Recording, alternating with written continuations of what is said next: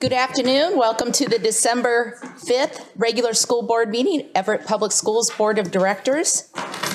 Please join me in standing for the Pledge of Allegiance.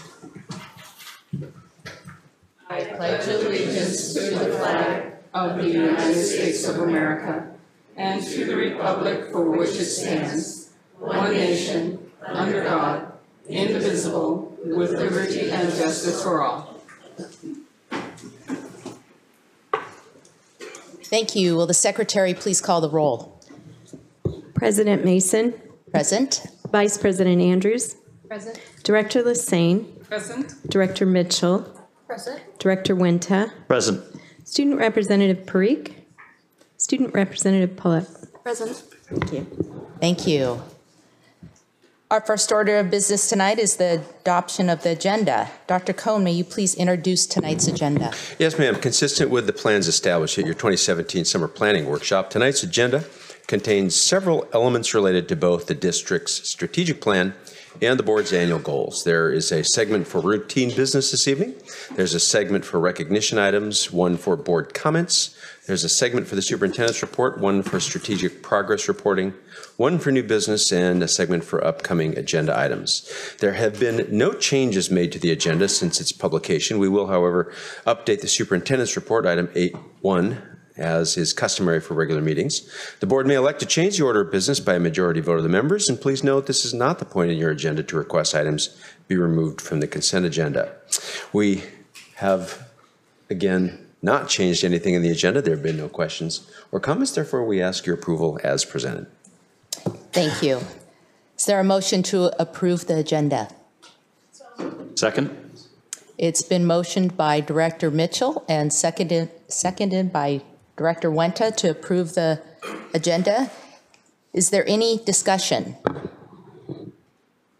Hearing no discussion, we'll move to a vote. All those in favor say aye. Aye. Aye. All those opposed, no. The motion carries. Okay, we move to section 5.0. This is the time of year when we have our annual organization meeting where we vote on our executive roles. Tonight, tonight, we are honored to administer the oath of office for newly re-elected Director Pam Lassane. Hey, all right.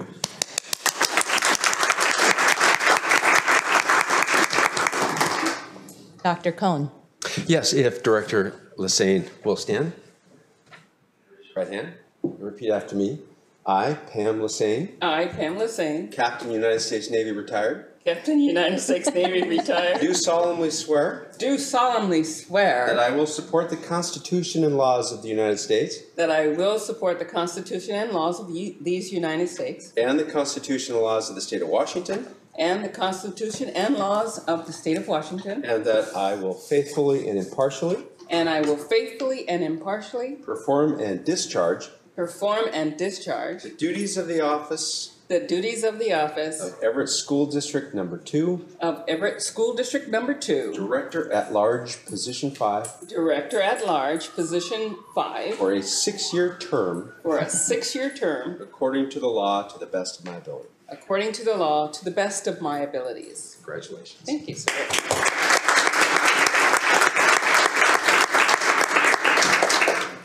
I think I speak on behalf of all the directors that we welcome you back to your seat, Pam. Thank you. Congratulations. Thank Okay, now we move to the election of officers for the coming year. The first officer position that we elect is board president. At this time, I'd like to call for nominations for president to serve during the coming year. Madam President, I would like to nominate for president someone who has run the ship very well and has guided and navigated her through the stormy waters as well as the breakwaters, Caroline Mason. Thank you. Second.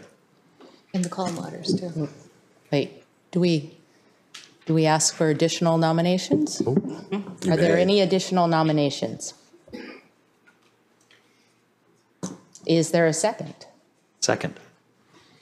At this point, we move to a roll call vote. Please proceed.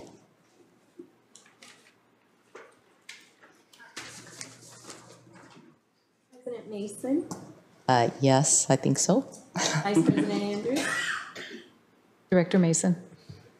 Yes. Director Lassane, Director Caroline Mason. Director Mitchell,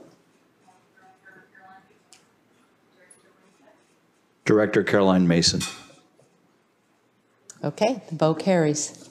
Thank you all for your confidence and continuing. At this time, I'd like to call for nominations for the role of Vice President for the coming year. I would like to nominate Director Carol Andrews for that role. Are there any additional nominations? Hearing none, we will move to a roll call vote. I would like to second that motion. Thank you. Thank you, Director. See, we need you.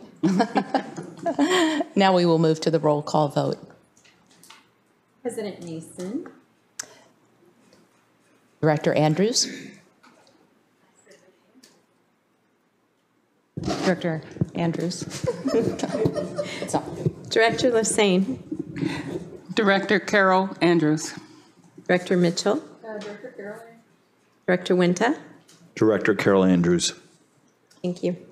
the vote carries. Thank you. At this time, we also move to call for nominations for our parliamentarian to serve during the ensuing year. I would like to nominate Superintendent. Well, actually, you don't need to do that. If there aren't any directors nominated, then by default, it goes to the superintendent. Thank goodness. Yeah. Okay, then we all, I'll second that motion. are there any nominations? Hearing none, and by default, we would like Superintendent Gary Cohn to serve as our parliamentarian for the coming year. It's just the responsibility that befalls old DECA advisors. What can I tell you? And with that, we move to a very exciting time in our agenda, and I believe why we have a room full of people here tonight. Or at least a frog. At least a frog. This is our recognitions, and first we are recognizing Snohomish County's contribution for Everett Memorial Stadium baseball field improvements. Mr. Mike Gunn, please. Thank you very much. Tonight we have in the audience 3 representatives of the Snohomish County Council here to present to the board a ceremonial check for $300,000 towards improvements to the baseball field at Everett Memorial Stadium. We have Council Chair Brian Sullivan and Council members Terry Ryan and Sam Lowe here this evening. This payment is authorized under an interlocal agreement approved by the board in September 2017 and subsequently approved by Snohomish County Council. This facility is the home field of the Everett Aqua Sox, as well as the Everett High School baseball team, as well as Everett Community College's baseball team, as well as the Everett Merchants baseball team. So we have 4 teams that call this field their home field, and this project will significantly improve the time of the duration that we can use the facility for baseball. This project is currently under construction, scheduled to be completed by the start of the baseball season this spring. Some of you may not know, but Snohomish County's support for professional baseball facilities at Everett Memorial Stadium dates back to 1996, when the Snohomish County and the city of Everett joined together and provided over $6 million to the school district for the improvements that are resulted in the facility that you see there today. And these monies were funded over time by a collection of hotel motel tax revenues. So it's kind of a circular thing. The facility draws tourists in from out of the area. They stay in the hotels and eat at restaurants, and then those taxes go towards these facilities.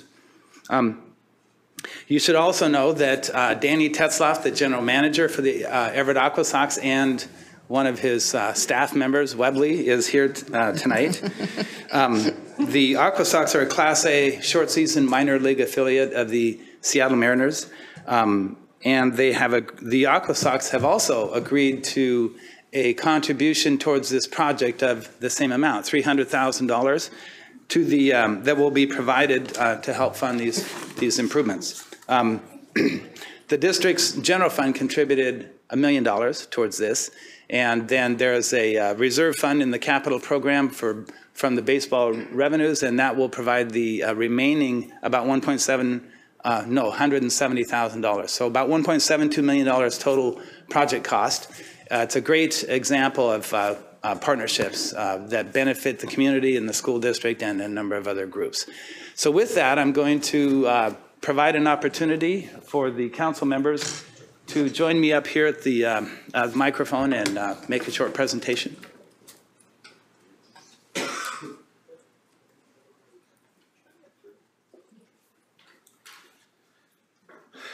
Well, good evening. It's an honor to be here. And, you know, I really appreciate Director Lassane and her nautical motions. I'm very impressed with that. Maybe someday she'll be on the county council. So you do have a Navy background. She has 6 more years here. Yeah, that's okay.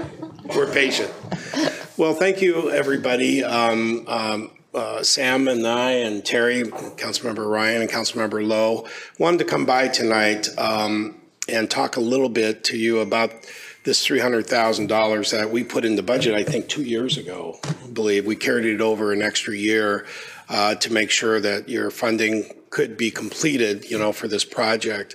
It's interesting to note the History Memorial Stadium, you know, donated by the Elks in the 1940s, built not just for our youth, but to honor those that have fallen and given their lives for our country.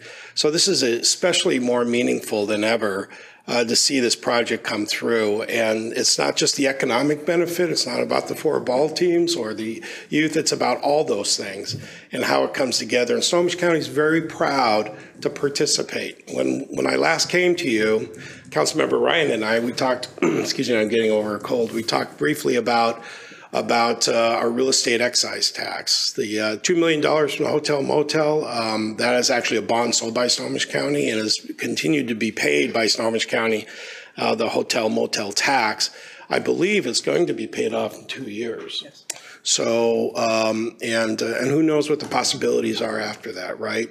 But creating that synergy and building partnerships with other elected officials and other municipal agencies such as yourself is a top goal of Snohomish County's. We, as a matter of fact, collectively on our budget this year had added for each county council district an additional $85,000 for preservation money and real estate excise tax 2 money. So we can continue to work with our cities and our school districts and build that partnership. So it's just a great honor tonight to come by tonight and you already have the news, but to share the news as well in a public forum. And I just look forward to building our partnership in the future and our friendship. And just remember, we all represent the same students, the same parents, the same taxpayers, the same sidewalks, the same roads. So you know, as we say from government, I'm here to help, right? So having said that, I think Councilmember Ryan would like to say a few words. First of all, thank all of you for serving. I really mean it. Everybody here is a public servant. We're all trying to do the right thing. And one thing I've learned through, this is my 21st or 22nd year in public service, is that government's really changed. As you know, budgets have changed, more unfunded mandates from Olympia, and so money's getting tighter. And so what I've learned through this is nobody can go it alone anymore. So we all need to work together, and we need to share resources when we can. This type of money is gonna just tighten up over the next couple of years, so we'll find another way. But the bottom line is we can do it now. And I'm really proud to support Everett Public Schools. When you do your next levy, when you do your next bond, I'll be there for you. like I always have been. Good And that you mentioned that. so I'm all in. Carolyn, I know you remember this, right? So I'm all in. Thank you so much. The school district, I think, is doing great. You're doing a great job with the students, which is why you're here. And again, thank you for your service, and I'm really proud that we could help you get over the finish line for this stadium project. Mike Gunn just showed it to us. I'm really excited. I can hardly wait. I want to make sure I'm there for the first game. By the way, when will that first game be? Where did Mike go? First game? June. When would that be? First game? Not gonna make any promises. First game is of the season is coming would be the high school baseball game. If I'm in town, I will be there. And believe me, I'll be eating popcorn and enjoying it. We'll let you know. Okay, that sounds great. Anyway, again, thank you very much, and thanks for giving us some time here tonight. But we're really here to honor you. And Brian did have and his aide had this ceremonial check put together, and we'd love to get a photo with you. Unless Sam, did you want to say something? Thank you. Well, good evening, and thank you for the job that each one of you do. I started my career in kindergarten at Jefferson Elementary here in Everett, ended up at Emerson for a year, finished third, fourth, and fifth grade at Garfield Elementary. I was the first sixth grade class at North Middle School, and then Everett High School. So I used this field when I was at Everett High School, and so thank you for the work that you guys do, and it's important to people like me who have an Everett school district education, so thank you very much. We really did expect, though, a larger cheer from the Garfield contingent. Excuse me, Danny Tetzloff, the general manager for the Aqua Sox, would also like to say a few words, if he could. Sorry. Well, hi, and like everybody said, thanks for everything you guys do. And when we were approached about making a contribution to the field and doing the improvements, we were a little hesitant. But when I convinced ownership that the high school had not played a single game on the field last year, it was kind of a no-brainer. So we sharpened our pencils and were able to work the budget, and everybody's happy. So we're excited about what the field's going to present. It's going to let the field be used a lot longer. Get the guys on the field and the high school kids on the field, because it's first and foremost it's for the high school kids. We're happy to have it and use it as we do in June, July, and August, but we want to make sure they're out there in March and April hitting the ball and pitching the ball and having a good time. So we're very happy to be a part of it and looking forward to getting it completed and cranked up in March. So thanks.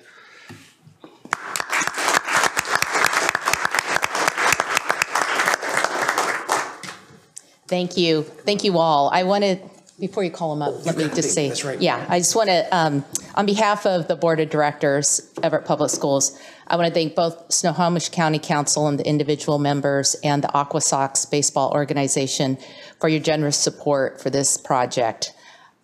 We are proud to partner with you, and it's a wonderful opportunity to provide a minor league baseball facility, something for our entire community to enjoy, as well as our school teams. Strategic partnerships like this are an important component to our multi-year strategic plan, and we are thankful for the long-range vision of our respective organizations in creating and sustaining this type of facility.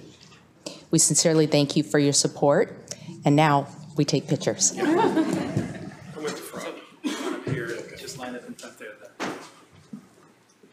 Thanks, Steve. Sure. Nice.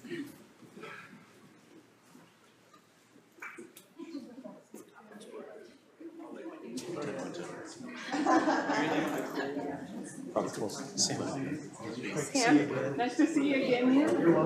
Thank you. I got a chance to say thank you. Nice to see you.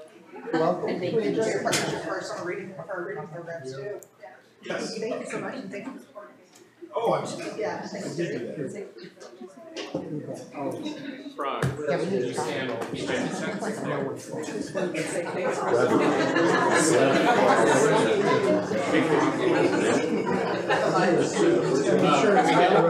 Can we get just a little bit closer? That's a good, yeah.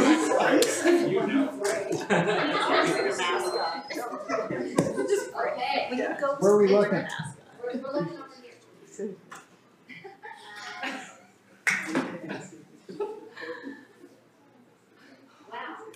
All right, give us a great big fast time.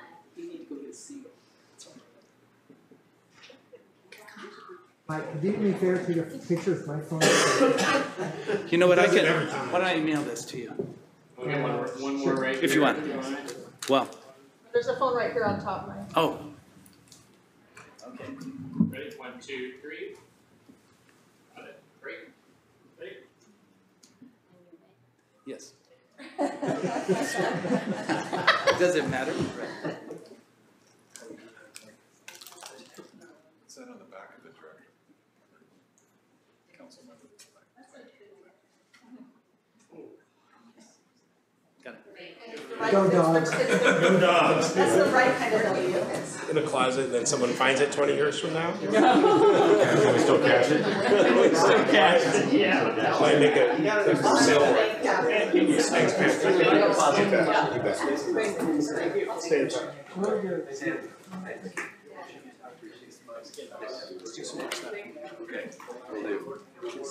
Thanks, Andy. Thank you.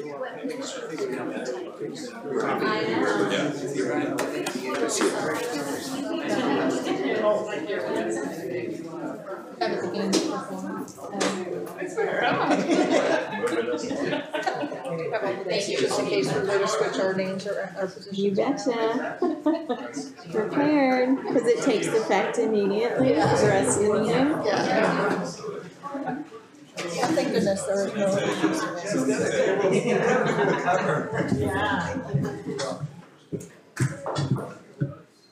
That's weird, and I forgot about it. That's okay. That's okay. Oh, it happens. Okay. That brings us to public comment, section 7.0. Do we have? No. 6.2. Oh my goodness. Oh my goodness. How could I forget? Okay, this is really important.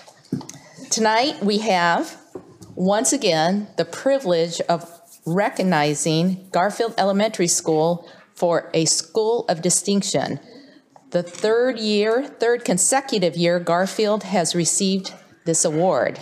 Dr. Stewart, please introduce our people. So good evening. So I don't have a $300,000 check, but like she said, I am bringing to you for the third consecutive year the Garfield Tigers. So at this time, I want the principal of the Tigers, Monique Bean, to come up, and I'd like to invite Baby Tiger and Mama Tiger to come up too. So, and then the Tigers came from the zoo, so I'm going to invite Mr. Greg Lebdell. He's the CEO and Research Director from the Center of Educational Effectiveness to come up and help me keep the Tigers in check while I'm giving this presentation, all right? Okay, so you're going to join us right up here. Not that I'm worried at all, so anyway. So like Director Mason said, this is the third consecutive year that Garfield Tigers are being recognized for the school distinction. And it's really for sustaining improvement over a 5-year period in English language arts and math achievement. So as you know, these Tigers back here, they do not take the easy way out.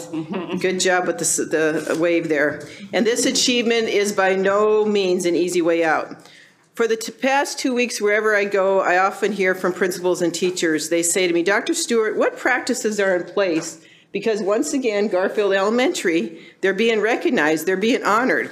So I went on the website, and Mr. Lebdell, he has listed best practices that exist in schools of distinction. And there's no question, it's not a secret recipe. So I went and I looked to see if all these practices are in place at Garfield. So there's many, and I'm just going to name a few. So the first one he lists is PLC structures. Check. Garfield's high-performing teams consistently guide achievement efforts of all of their staff. They are consistently, in addition to just lift on Fridays, they are always meeting at teams in the morning, during lunchtime, after school. Next one he lists is consistent use of common formative and summative standards-based assessments. Check, check there. Teachers are masters, and I'm going to tell you, there are masters at that school of using standard-based assessments within the lesson, at benchmark time, and especially at the conclusion of their standards-based units. The entire building is focused on data. That should be a bold check. There is no thinker, I feel, at Garfield Elementary. It's all about evidence, evidence, evidence, and they are very proud about that. The next one, building leadership is shared and actively involved in teaching and learning. Double checks there too. That is just the culture. Shared leadership is the culture at Garfield. And finally, Mr. Libdell, you don't have this one, but I think you need to add this in honor of our Tigers.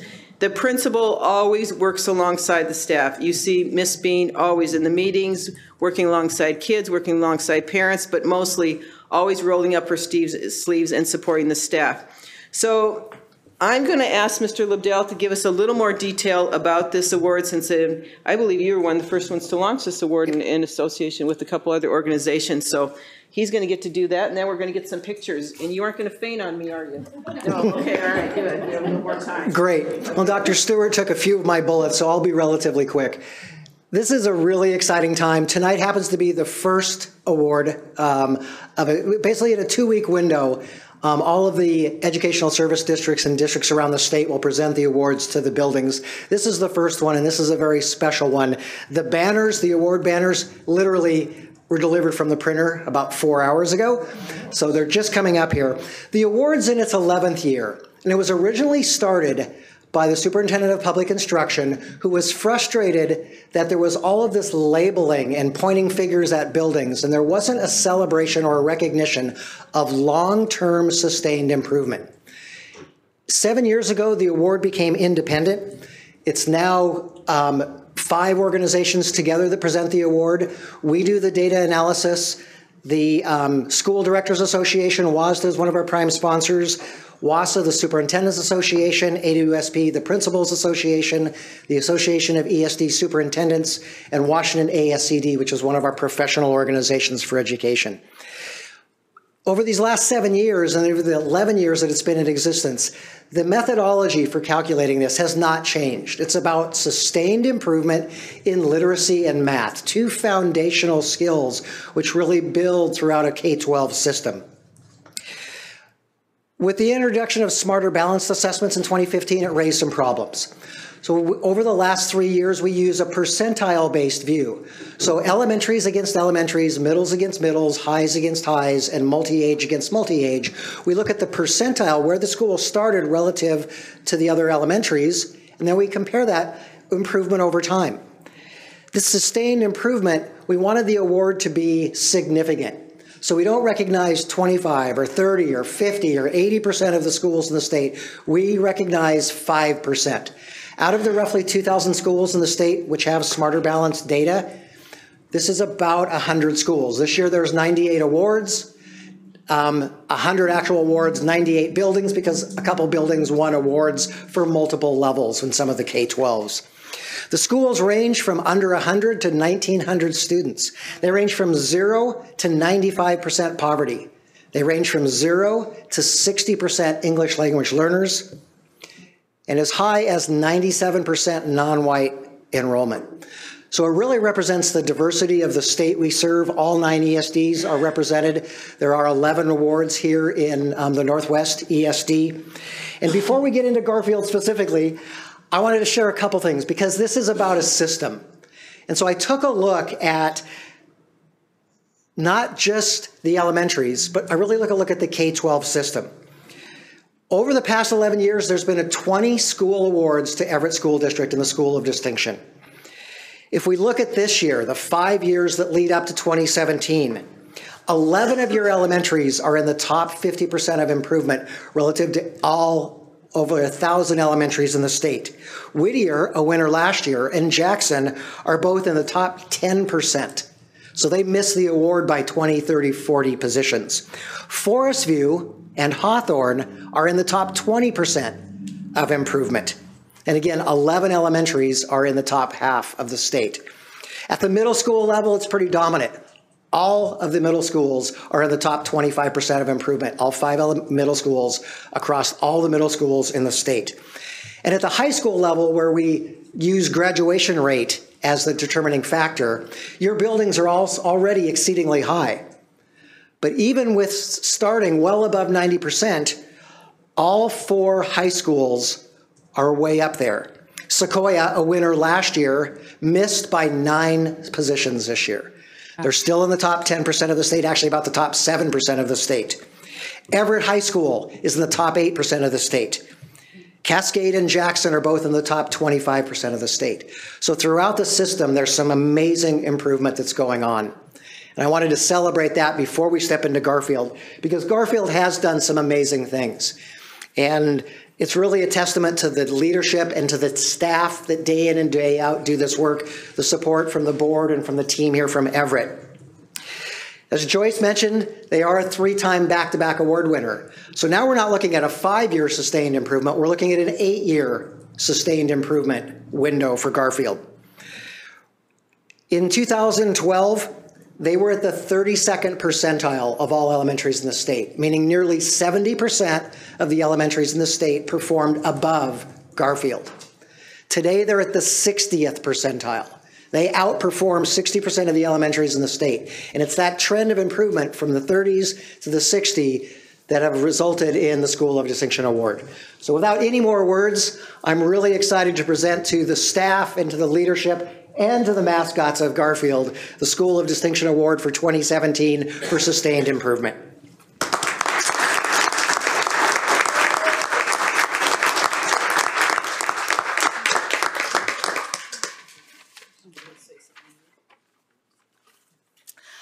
Well, thank you once again for having us here. I just want to just stop and just tell you how much of a privilege it is for me to work alongside an exceptional group of people. Every day I am in awe at the work that gets done, the heart that goes into it, the dedication. And so I just think those that are here and those that couldn't be here because they happen to be dropping like flies and everybody's getting sick. But I know that they are here in spirit, and thank you again.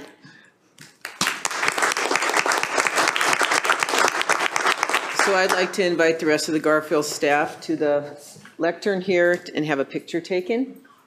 So.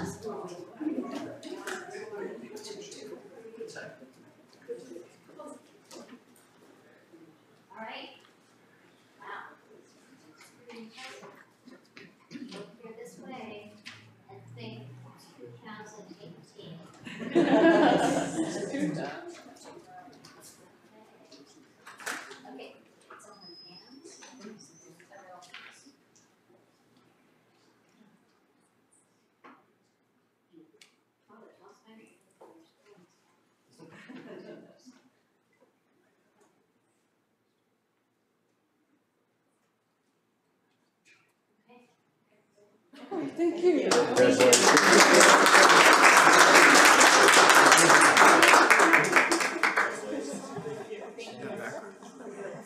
Congratulations. So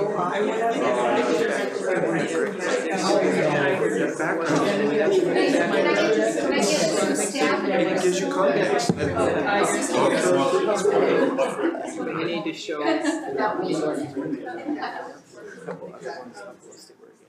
Jackson Elementary plans. Support. Close them. Yes. Thank you. Yes. Thank you. Those were very helpful. Thank you. Congratulations. Congratulations to you. Thank you. And look at, thank you so much. Yes, thank you so much. Absolutely. Tiger, I was working very too hard. Thank you so much. Thank you for being here. Yes. Fabulous. Thanks. No, okay, good enough. Yeah. Always so much fun.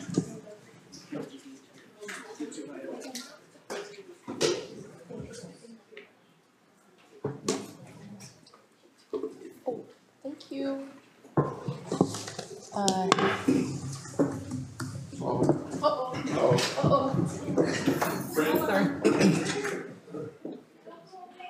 Oh. No. Chase the tigers. Is there a song, Catch That Tiger?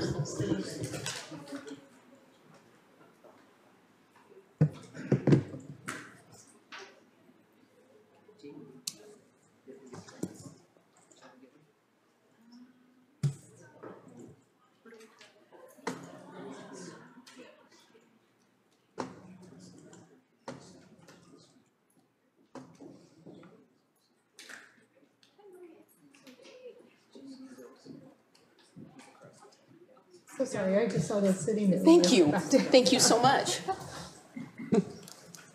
Okay, that now brings us to public comments. Section 7.0. Dr. Cohn, are there any public comments for this evening? There are none. Okay, that moves us to section 8.0, the consent agenda.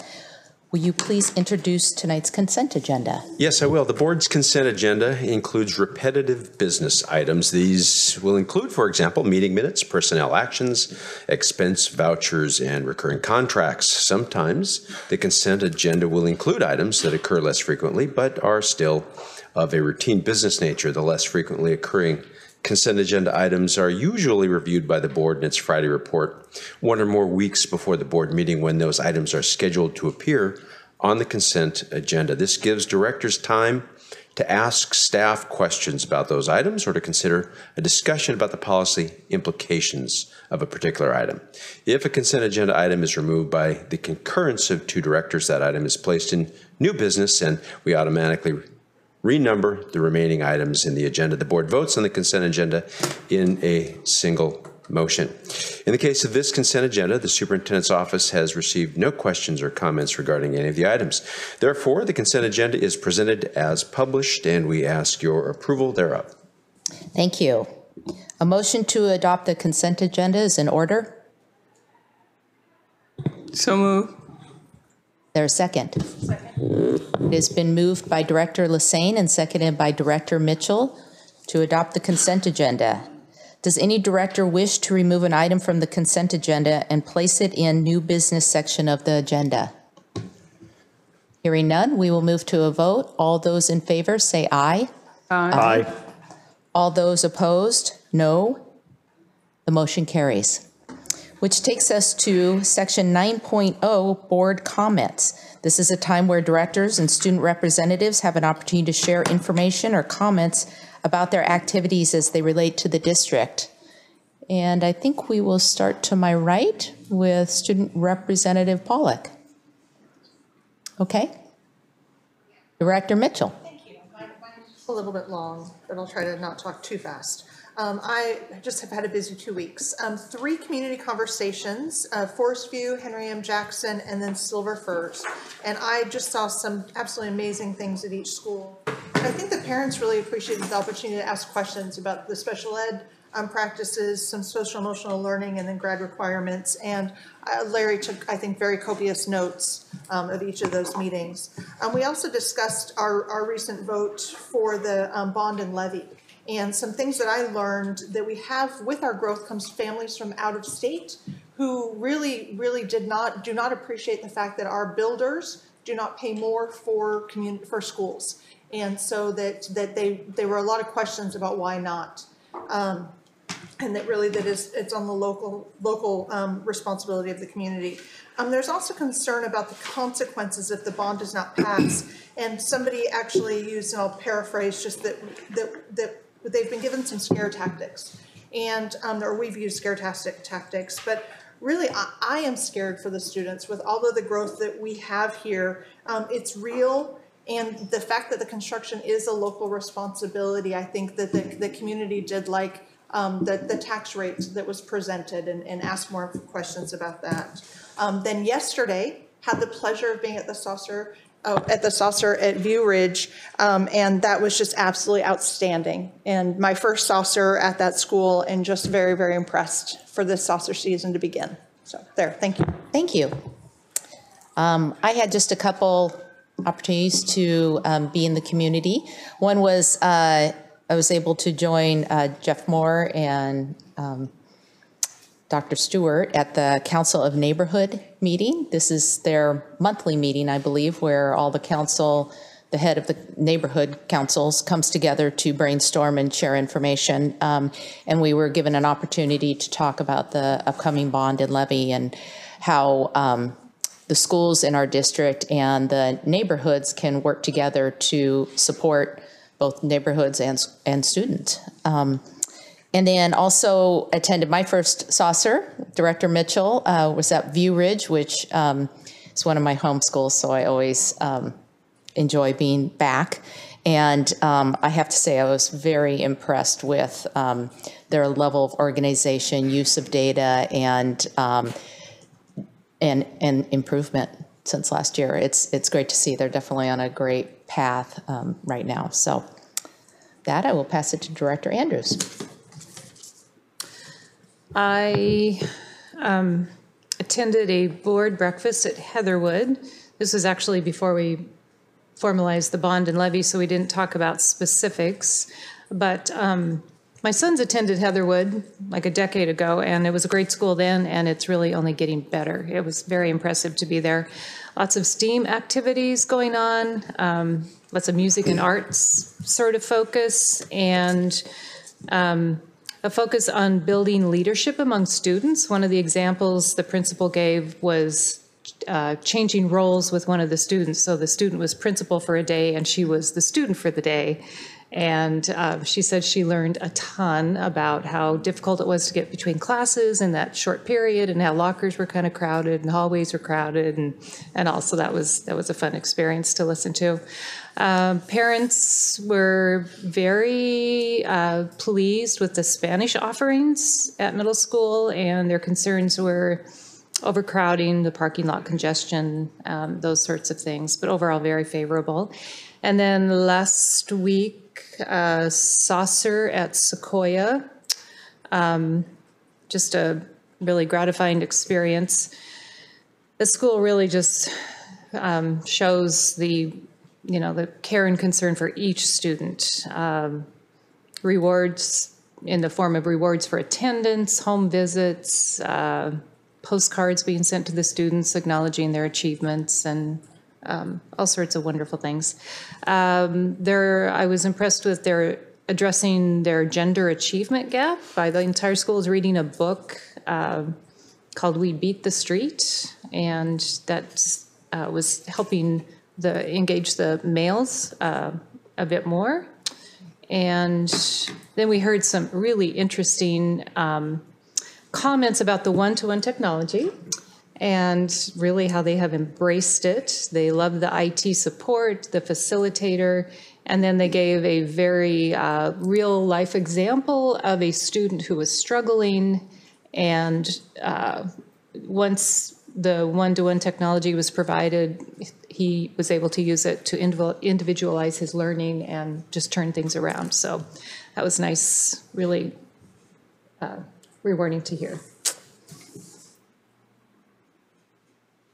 Yes, I had the opportunity to attend 3 board breakfasts. Well, one was the same night, morning of the last board meeting, but at Monroe, Eisenhower, and Cascade, I attended a board breakfast, and it was really quite refreshing because there were quite a lot of people that came. It was really quite nice. I really appreciated that. Parents were very enthused about some of the things, the celebrations and the challenges that we had, and their question is, well, what can we do to help? Which is very, very refreshing. It's good that we know that our community is behind us and is supporting us, and I'm very glad to have attended those. I also happened to go to a Monroe PTA night, which was really quite neat because that PTA night also was the evening in which the students could wear their PJs and bring their sleeping bags to wait for the movie.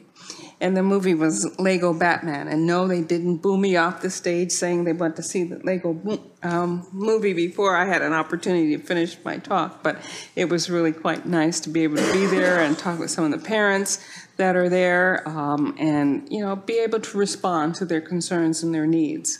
And that was also important.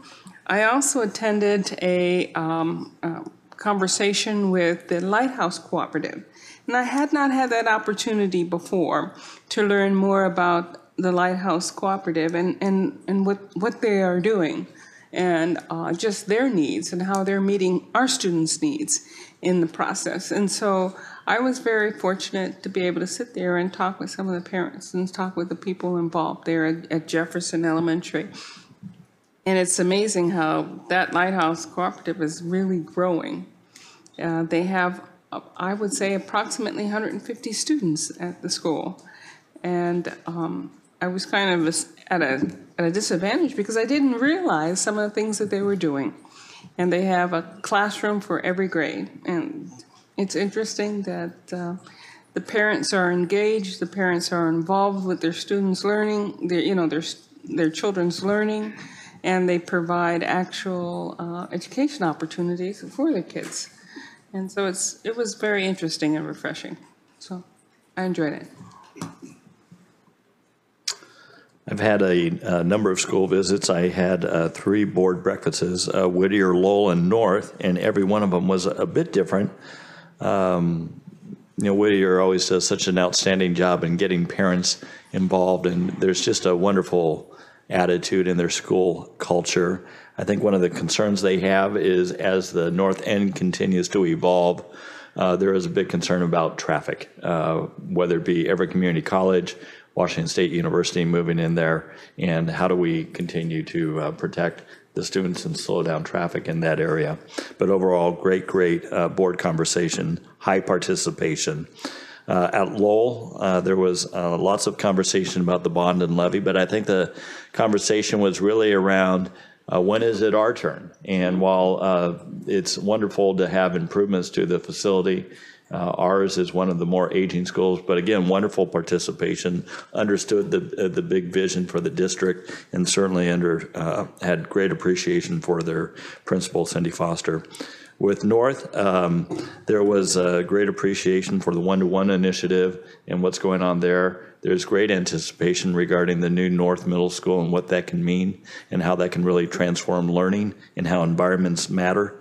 And so there was great appreciation for that. And then I had the great pleasure of sitting in on my first saucer for Sequoia High School.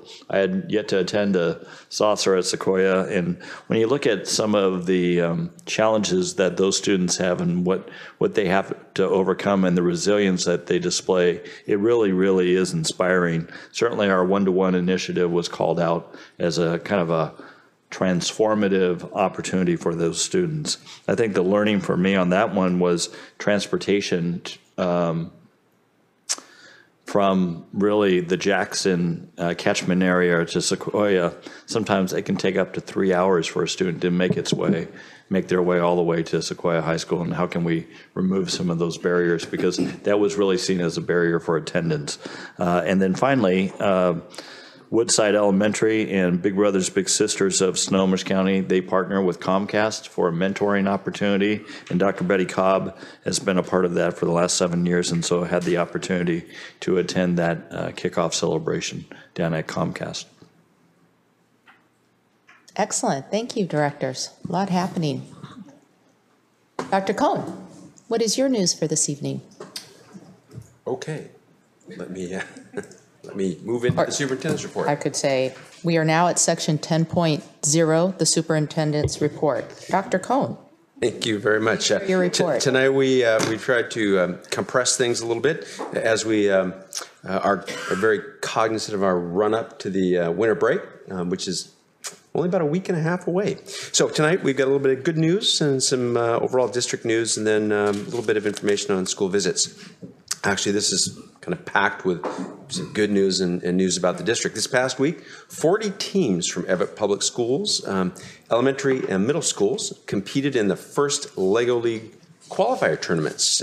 Next weekend, 7 more of the school teams will compete at the second round qualifier tournament. Not only did our teams engineer and program a robot for this year's Hydrodynamics Challenge, they also prepared and presented a research project. 5 of Everett's teams will advance to the semifinals scheduled in late January at the Amazon headquarters, well, at least the first Amazon headquarters in Seattle.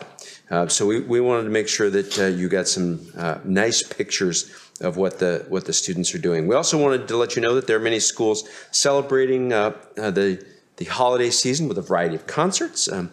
You can see Forestview Elementary's beginning orchestra students who've been practicing and making music since the end of September. Forestview is again featured in our photo of their winter concert held last week at Civic. Musical performances included students from all grades, including some on percussion instruments such as drums and xylophones. I believe if you ask the principals, they'll tell you that these concerts are performed to packed houses of family and friends, and every once in a while the superintendent sits up in the balcony and takes pictures. Yeah, we're really not sure who enjoys them more, the students or the audiences. So wanted to make sure that you know that the orchestra investment is paying off and growing by leaps and bounds. Our Navy Junior ROTC cadets traveled to Burlington to compete in a 7-school tournament. The team members are from 3 of our high schools, Jackson, Cascade, and Everett. Siegel Company received first place in Color Guard, Team 1, Armed Drill Team Commander, Armed Solo Exhibition, Armed Dual Exhibition, and Armed Drill Down. In addition, the cadets received 5 second place and 2 third place awards. We're really proud of how well those students do. The Fall Youth Development Program session held its graduation ceremony last Saturday, the 2nd of December. This photo is of Everett High School students who participated in the ceremony. It's an initiative, really a program, a partnership between NAACP Snohomish County Branch and Everett Community College, Everett Public Schools, some of our surrounding school districts, and is designed specifically to meet the needs of students of African American descent in our district and surrounding districts in Snohomish County. Cascade High School's food drive is off and running. They kicked off the 56th annual food and gift drive on the 27th of November. Cascade students will be accepting food gifts and monetary donations through Wednesday, December 13. Each year, students transform the gym into a monstrous store where they shop for food to be delivered to families. This is done in partnership with Volunteers of America. The food and gifts will be delivered to more than 175 families on Thursday the 14th, and then any remaining food is going to be donated to one of our local food banks. We want to recognize Eisenhower Middle School's head custodian, Chris Hughes. He was in the right place at the right time and performed the Heimlich maneuver on a student during lunch, dislodging food and opening the airway for the student's breathing. Not only is he a hero, he's a humble hero who wanted all of us to know that the student who alerted him should also be recognized. So we have a picture of Supergirl in our photograph as well. We wanted to let you know that at Everett High School today, Q13 Fox News interviewed students who have tested proficient in a language other than English and have earned high school credit for that proficiency. For the last 3 years, Everett Public Schools has offered world language credit to students who've tested as proficient in a language other than English. Students have earned approximately 1,886 credits. This is an important equity tool. It's an opportunity we offer to students for $10 per test, even though the test can cost as much as $255. We're very, very proud of their accomplishments, and I think you'll be able to see this piece aired before December 16. You reported on breakfast conversations. We want to give you a couple of pictures from these. We know that the board breakfasts have been very, very popular, and that you've had a lot of folks attending, and they've been talking with you about a variety of topics, and that there are just a handful of breakfast meetings remaining, with the last breakfast scheduled for mid-January. We want to also make sure we thank our community members who are attending these. They provide us a great deal of insight for what we're doing and what we're going to be doing in Everett Public Schools. I want to let you know that Learning Walks concluded this past week at North Middle and Everett High School. The walks have been connected to improvement efforts, and feedback from prior walks point to the value of sharing the understanding of high-quality best practices. The purpose of our November Learning Walks was to provide instructional team members the opportunity to observe students engaged in balanced math learning experiences and using technology to access authentic learning experiences. I actually have 2 more pages on this, but I'm going to go on to the next slide. Tech trainings, I think, have been pretty popular over the last several weeks. They've been ongoing, actually, the past few months. The trainings help instructional staff and other staff reflect on what it means to be a good citizen in a digital age. They also discuss the media's impact on students and how the teachers and administrators can use media and images for learning. We gave you a picture of some folks and a picture of what they were doing around the board with the white paper and the stickies and everything else on it. So you could just have a sense of the sort of conversation that just one group in all these sessions has been talking about. So in addition to what I shared with you, KOMO News did a story last week emphasizing the need for a capital bond in Everett Public Schools to fund additional classroom space and accommodate the 1,600 students we project will arrive over the next 10 years at our high schools, middle schools, and elementary schools throughout the district. I think we're all aware of what's going on in the district and the need that's due to both growth and the legislature's funding of additional teaching positions at the elementary level to lower class size. We also are very pleased that they took the time to highlight the STEM signature programs that we've designed for each of our comprehensive high schools, and we're looking forward, quite frankly, to some visits from some folks in the state here in the very near future. Hawthorne Elementary School was also featured in a Cairo news story. The story was about the variety of approaches that we're taking to improving security at our elementary schools. Some are much more significant renovations than others. This one happens to be the addition of some electronics to help monitor entry at Hawthorne Elementary School. And you might recall that the pilot program features key card access systems and video security, and there will be a variety of other stories coming to you as well as probably some more in the media as we move forward with a number of those projects. I will share with you that as a result of some of the conversations you've had with folks, parents have had with us, we revisited some of our approach to this, and we'll be going back out to bid for some of the larger projects that we thought were much too expensive. You just never know when the environment's changed, and it may be that instead of going to Plan B or Plan C, we can go back to Plan A, and if not, get some better bids in a different market. Why just go ahead and move forward and simply not do some of the other things that we were planning to do in order to get those done. Variety of visits over the last month. Garfield, Madison, Mill Creek, View Ridge, Woodside. Visited Gateway Middle School. Spent some time at Jackson and Sequoia. A couple of visits to Jackson, including a girls' basketball game. And at Sequoia, not only was I there for a lunch with ASB representatives, but I was able to attend the first saucer of the year at Sequoia. They did a fabulous job. I want to thank them. Among the thanks for all of our other schools, I want to thank them in particular for the remarkable work that they do to contribute to the success of students and the success of the district in maintaining very high graduation rates year after year after year.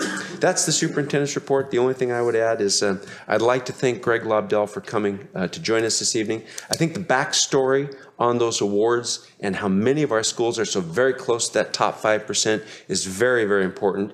And I think it's wonderful to have Monique here with a team to be recognized. We're very grateful for the work that school is doing, that the community is doing to support that school, and we want to make sure that you know that a number of our schools have performed at very, very high levels, and I appreciate Greg providing you that backstory and the story on how really meaningful it is to be in that top 5%. The only other thing I would do is thank you all very much for your service during 2017, and thank as well the leadership team that's here meeting after meeting after meeting. It's been frankly a very good year, even if I'm talking about a calendar year in Everett Public Schools. I want to thank you all for the tremendous job that you've done leading us, sharing with us, supporting us, and we want to wish you the very best of holidays and some restful time away with your families. So that's the superintendent's report for this evening with 10 seconds to spare. Thank you very much. A lot of great things happening. Now we move to section 11.0, strategic progress monitoring, and tonight we receive our fall update on the class of 2018 progress to graduation. We have Jeannie Willard here with us, Lance Balla, principal of Everett High, Becky Clifford, and Cynthia Jones to present. I have a whole team tonight. You have a whole team. I know, 2018. Who knew? It's right around the corner. So this is the annual report that we share to talk about where students are, anticipating what will happen in the spring, and the work that we will take all the way through the summer. So with that, I'm going to be able to share with you, with the team behind me, our latest 4- and 5-year adjusted cohort rates for the class of 2017 and 2016. I'll share an overview of the status of the class of 2018 and their progress to graduation. And then we will hear, as part of my presentation, Lance will share a piece about our philosophy behind on-time graduation. I think Lance says it way better than I will. And then I will share the stage here with Becky, who will share about students with disabilities, and Cynthia in regards to our English learner students. With that, you already know, but it's been a great year to share our graduation rates, and it's always the hard work of our entire system to get us here, and we continue that hard work, and this is just another stepping stone towards what we hope to see next year, improvements again in graduation rates. So our 5-year rate for the class of 2016 is 95.2, and for our class of 2017, the 4-year rate is an amazing 92.9%. With that, for our class of 2018, what we still have in place are 22 credits. And as we move forward and get closer to the class, too many sounds, class of 2021, that's when we'll first see the 24 credits. So we still have a few more years of 22 credits as part of our Progress to Graduation report. What you already know is that we work really closely as a small community and a big community on-time graduation. And this is cyclical work. And what you would see if you're part of our meetings on Tuesdays all year long is that we really practice looking at students, student by student, really exploring what's working and what is not working. The fall starts off with that first column, mapping out our success. We look back at our graduation rates, but we also look at what really worked and didn't work, and we set out a plan based on that. Then about this time in the year, we're looking at everybody, OTG for all. And a few weeks ago, I was able to share our work around 24 credits, especially our class of 2021, our 9th graders. So we're looking at grades 9, 10, 11, and 12 very closely, checking where their progress is really around grades in 9th grade, but then credits specifically in all of the other grades. As we move forward, you'll see overcoming barriers to OTG. That's really work that starts to take place after first semester, when we have grades in from first semester, and we target students. We make sure we're not waiting for summer to make sure that they have opportunities to earn credits and to finish up work that they did not complete. And then we ramp up for summertime because this is a big deal. Kids are going to graduate. They're going to graduate on time, but it's a lot of work from many different people and the students themselves to get them there. And then for students who need it, they will continue through the summer, and we're going to support them through that entire process. And for the grades that are not seniors yet, we follow through, especially, again, working backward, our juniors, our sophomores, our freshmen, to make sure they're really ready with credits in the green, credits in the yellow, and moving upward through the summertime.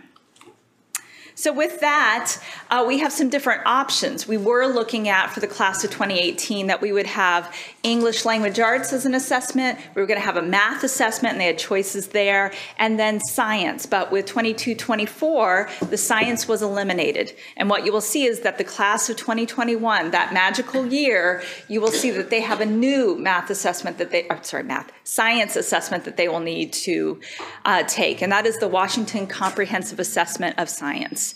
And that will be something we'll explore as we move through the years and we're able to see what that looks like. The other piece that comes out of that legislation is really an expedited appeals process for waiving the assessment requirements in order to graduate. And so to do that, what was included in the law is that for the class of 2018, students could graduate if they completed all of their credit requirements and other graduation requirements. But if they did not meet the assessment requirement, and this is only about the assessment piece of graduation, they had to complete all the alternatives they needed to attempt. But then we have some other things in place. And so on the screen, you can see students can be admitted into a college or a training program, and they've left it kind of open about what that might look like. A student may have a scholarship, and we could use that as evidence of college and career readiness. They could have enlisted in the military, and that's another option. To date, we've had one student, Frederick, who's actually completed the requirements this way. We received a letter from Everett Community College that he was admitted and enrolled, and actually the process itself was fairly simple. It was just uploaded. It's really evidence of what we see based on those criteria that he really was ready for college and career, although we'll keep exploring what those pieces of evidence look like as we move forward. Each year I share with you red, yellow, and green. And just to be clear about what red, yellow, and green mean, because this gets very complicated very quickly, is when we talk about red, yellow, and green, we're talking about credits. And so a student in the red means they're far behind in terms of their credit status. In the yellow, they're a little behind, just in terms of their credits. And then the green, their credits are good. And there's lots of things behind that, like making sure they're in the right graduation buckets. The other piece to graduation, and there's a few others, but assessments. And you're going to see on the next two slides that instead of having some different ways that we shared it in the past, that really you'll see that students in the red could be in the red in credits, but then maybe they've met all the assessments. And then if you see that there's no color in the middle, it means that they also have not met their assessment requirements. So basically, they're in danger in both areas, both credits and assessments. The same is true for students in the yellow. Students in the yellow, that's referring to their credits, but when you see on the next two charts that it's an empty yellow with a yellow box around it, you'll see that they were missing their assessments also, one or more. And the same thing, we have students in the green who have not met their assessments. There's lots of reasons behind it. We have kids who move here, we follow up. They may not have met those requirements yet because of wherever they came from. You see quite a few of those in there between our EL students and just high mobility. But it happens in all of our groups. So for the class of 2018, we've seen fairly consistent numbers in terms of students in the green, where you see close to 70% of our students there in terms of credits, but you can see that a small proportion of those students have not met their assessment requirements. And then when you move down towards our students in the red in terms of their credits, it's not quite half, but about half of those students have not met their assessment requirements. We work very closely with them. I should speak to the fact that we have a senior assessment OneNote. All of us across the district, success coordinators, building administrators, myself, we all have a list of all of those students who have not met their assessment requirements. And in addition to all the alternatives that you would normally see for the last few years, what you see next to those is, has the student applied to college? And right now, about a third of them have, because we do a lot of work in that area. So our goal is in the next month, all of those students on the list will have applied to college because it's the right time to do so. And next to that is a column for scholarships. And next to that, enlisted in the military. And all of the other slight options that there are that are different from the past are listed there. So we're monitoring very closely. With that, we look very closely at our different subgroups, monitoring them. And so you can see some of our groups are clearly in the green, do not need a lot of assessments, but we have to really pay attention. Our African American population with 67 students there, we still have room around our assessments to really monitor and help them make it through those pieces to graduation. You can also see that in our small population of American Indian students. It's 11 students, but you can see that there's about half that need some of their assessments completed. This is all part of the information we share and monitor very closely on all of our students. Our dropouts. This has been a substantial change over the year, but you can see, and I wish it was actually 39 and not 41, but we are level with where we were a year ago because we actually timestamp it. It's always around October 27th, whatever that Friday is. Right there, and I went 41 because you want it to always be less, and this is where we are today. And to be honest, a week later it was 6 less than that, but we couldn't capture that because we always share the same exact data that we do every year. But needless to say, every week, every day, actually, we monitor, we see the fluctuations. Our schools are on top of our dropouts. We make calls daily, reaching out, home visits. We do a lot of follow-up to get kids back into school. With that, we do a lot of follow-up, and there is a long list here, all of which are things that we have had in the past, but we continue to refine and make better as we move forward. The way that we really check for credits, how we monitor assessments, like that senior assessment OneNote that I was describing. Monitoring our attendance, because before they become dropouts, clearly they stop coming to school. So we need to really follow up on what's happening along the way before they arrive on our dropout list. We monitor our seniors. We implement our home visits. We have personalized planning meetings. We have dropout exit plans, exit interviews. We follow up. We find out what's happening, even if they don't come back to us. We hear their story, and we try to figure out a best fit for them. A lot of data, real-time data, lots of credit recovery that's very flexible, after school, 7th period, Saturdays, summer school, independent contracts, our 24 credit work, all include credit recovery. We have transition plans for students who are going to go to Sequoia, which is a great alternative for our students, really focused on the individual student. Also, our Graduation Alliance program, where we maintain about 50 to 60 students at any given time who have a different option for getting to graduation. Then we work very closely on graduation plans for every single one of our students, and you've seen that we've grown our 24 credit work into on-time graduation.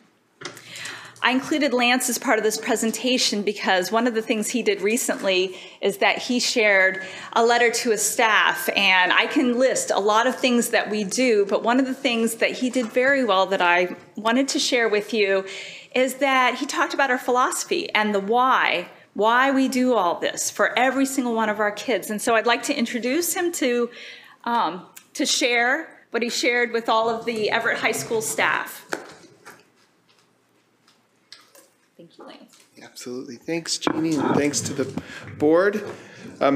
Little caution, my bank has a really large ATM that can process giant checks. And so just keep your eye on that. That's right. Sammy's at home. So Dr. Stewart came out to share some great news with our staff around our work with graduation last year with graduation rate. And I was very excited, but I also am familiar with an ongoing narrative, some hemming and hawing, if you will, about, well, why do we do so much to help support these students? And so after she'd shared that news, I was sitting at home on a Sunday thinking about how great it was, but also being troubled a little bit by some of that conversation. And so I just sat down and wrote this to my staff as the weekly bulletin. And I think it's from hopefully it sounds like it's from the heart, because it is. I'm fired up. So I will admit that at the outset that what I have to say may ruffle some feathers. I welcome the possible conversations. This past week, Dr. Joyce Stewart came out to our school to share updates about the upcoming bond and levy, which will be a topic of later staff bulletins. Right now, I want to talk about graduation rates. It seems standard now that whenever we begin to talk about the Everett Public Schools graduation rate, there's a required caveat that is posited before the data is revealed. It goes something like, now we know that some of you have questions about how far we go to help students graduate. I've heard it since I started here, and I know the conversations continue. I'm here to say that what we are doing requires no caveats. We do whatever it takes to support students who otherwise lack many of the supports that other students have had at their beck and call. Allow me here to mention the supports that some other students and other adults have had in their lives that we sometimes forget about or conveniently forget to bring up in the first place. We are not the only district that has high graduation rates. In fact, many affluent districts across the country often achieve similarly high rates. The correlation between the level of affluence in a district and its graduation rates has long been known. What is often not mentioned are the myriad supports that are in these districts that remain hidden and out of conversation. The supports are those that are available to people with means. For example, there's a cottage industry of tutors for hire that run hourly sessions that run anywhere from $50 an hour to over $200 an hour. There are many families that not only can afford those tutors, but who use them on a regular basis.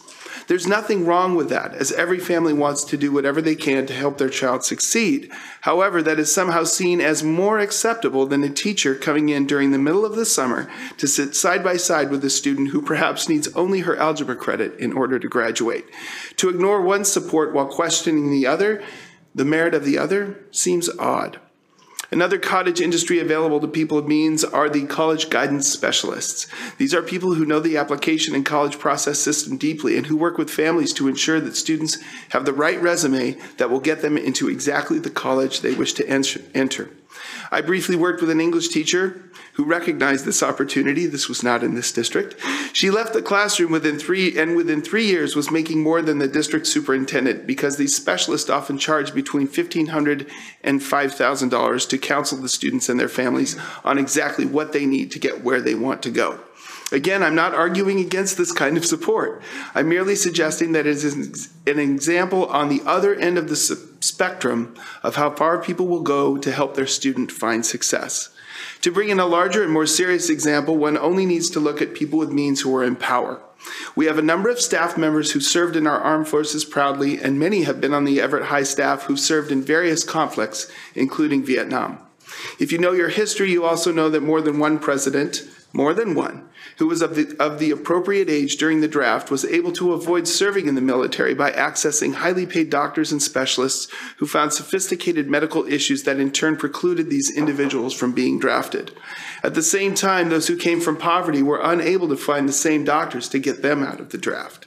Some of these same men even went on to tout elite university credentials when discussing why they deserved to be in positions of power.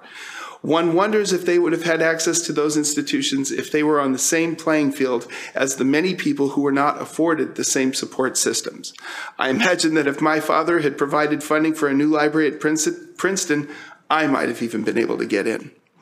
We live in a culture in which those who have access to wealth also have access to supports that the rest of us simply do not share. My point is this.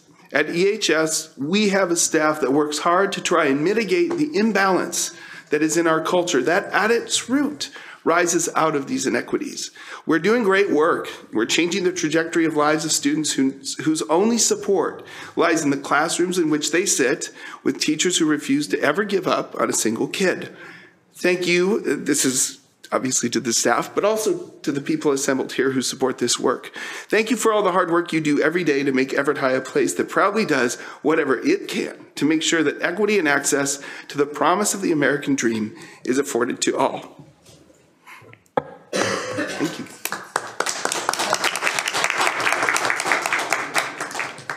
Thank you, Lance. I have torch honor induction at Everett High, so I need to leave. He's double booked. Thank you, Lance. Thank you, Lance. With that, I just want to close my section. We're going to ensure that there's earlier monitoring through our 24 credit work, but OTG is really grades 9 through 12. We're going to work our on-time graduation plan, continue those interventions and supports that you heard in Lance's letter to his staff. We're really engaged in that student-by-student work. You'll see all of us engaged in sitting next to a student at some point and making sure that they get the support that they need. The outreach we continue, and it's all about relationships, and you hear that too in that letter.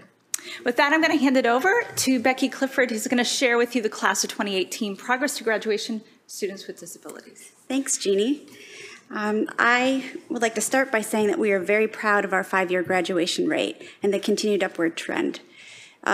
We are also putting forth significant efforts to increase and sustained upward trajectory to ensure each student has an opportunity to successfully complete their high school within 4 years.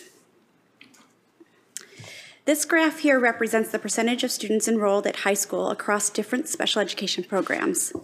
Although excluded from this data, students enrolled in 18 to 21 programs comprise about 1% of the high school special education population.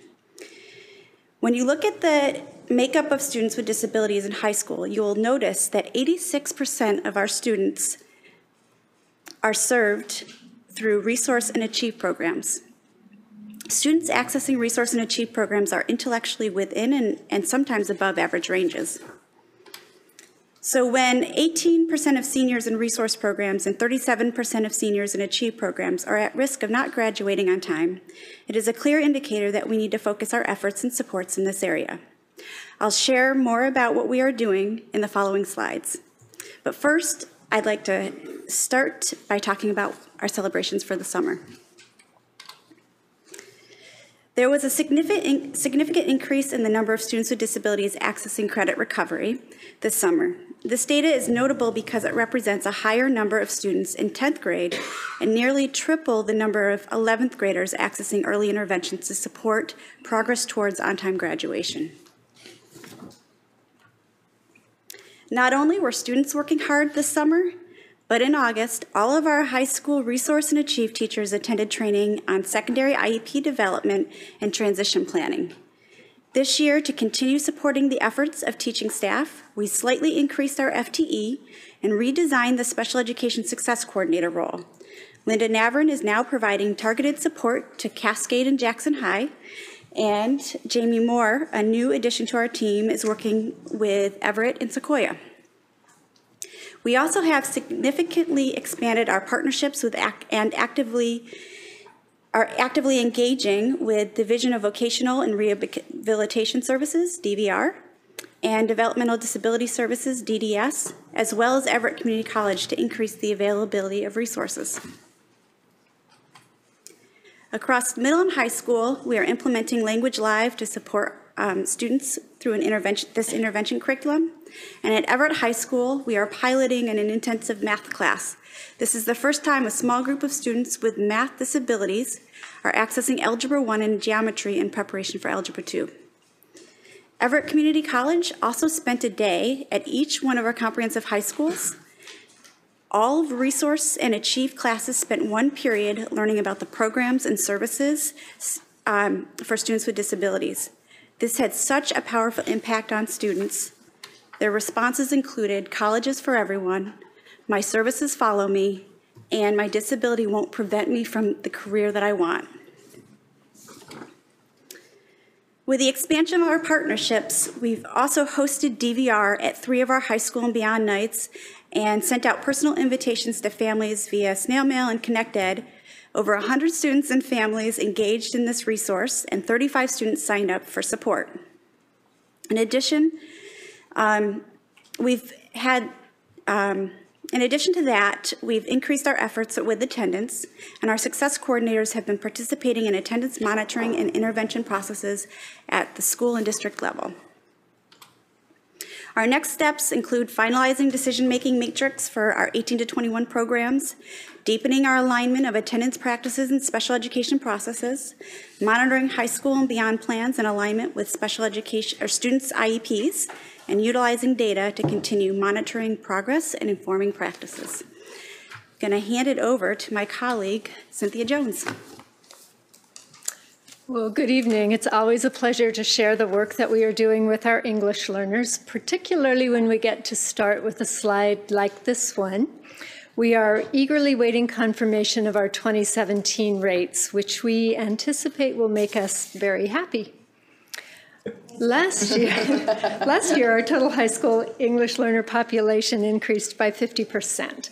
While we didn't see as much growth this year, both Cascade and Jackson experienced a jump in their numbers. And of course, those students are very diverse. On the left of the slide is the pie chart you're familiar with that shows the languages spoken by English learners in high schools. There's no significant change here. 75% of our students speak the same 7 languages as in prior years. The remaining quarter currently speak 36 other languages. Last year, we pulled out some of the regional trends that we missed just by looking at languages, and I continued that here. For example, Marshallese has been one of our fastest growing populations, but we have students from other countries in Micronesia, Guam, Samoa, Fiji. Because there are just a few students speaking each of those languages, they fall into that other languages category in the left-hand pie chart. But if we combine them with the Marshallese speakers, we see we actually have a significant number of students from all over Micronesia sharing a similar cultural background. Similarly, we have students from countries in sub-Saharan Africa speaking 10 different languages. When we group those languages, we realize we have a number of students coming from the conflict zones in Africa. Nationally, the largest number of immigrants entering U.S. schools are currently coming from the Philippines and India. Again, because of the numbers of different languages spoken in each of those countries, the impact in Everett isn't visible just by looking at languages. But we also have a large number of students from India. In the past, the majority of the students entering our high schools from other countries had been in school all their lives. English was typically part of their curriculum. When they walked into an algebra class, they had some English and the necessary math background.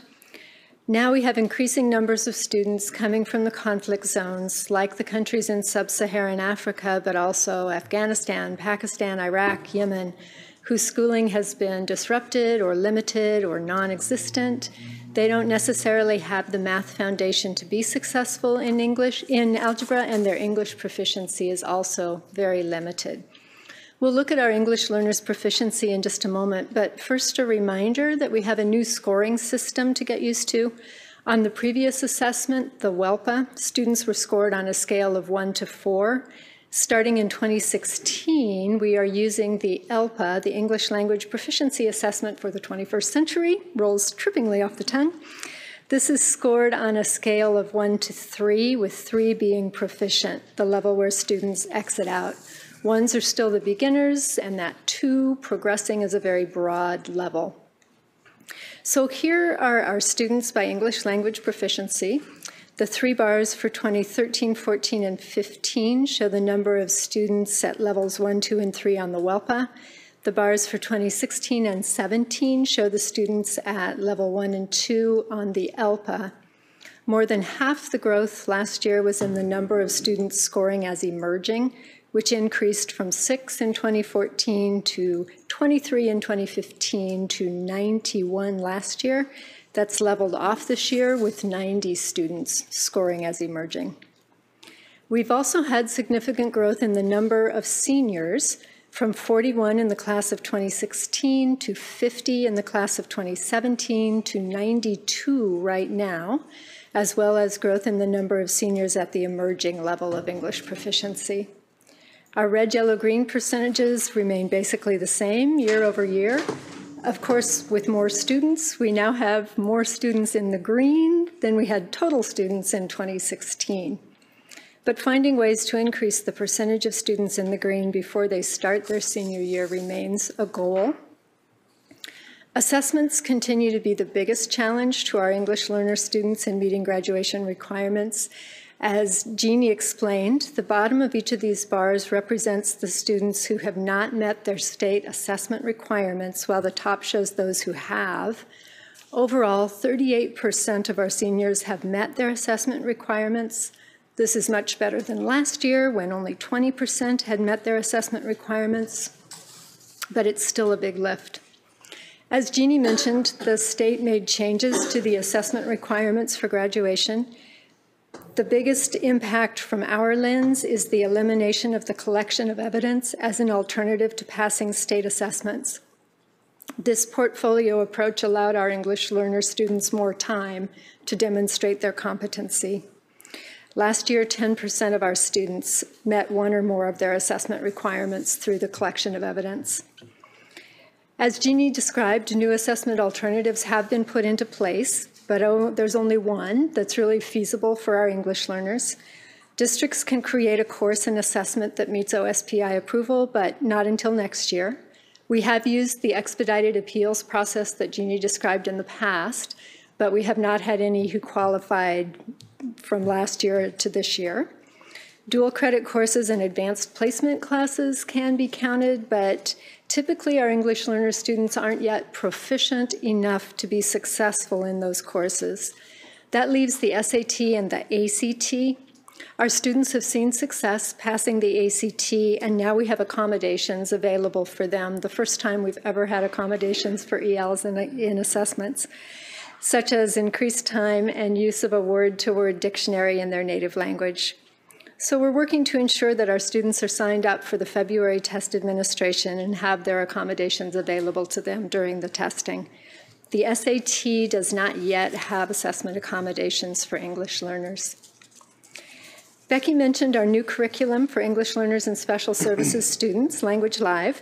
This program blends online and small group instruction. It's intended to accelerate the development of reading and writing skills, moving students more quickly into Springboard and helping them develop the English proficiency needed for success in other academic areas. We're working closely with our teachers to provide intensive professional development to support them in implementation of this new program. We continue to build our scaffolded classes, now offering 2 at each high school. We've selected the classes with the highest failure rates for our students, and we're working with those teachers and the content area specialists to create an instructional model that supports language acquisition within the context of the academic content.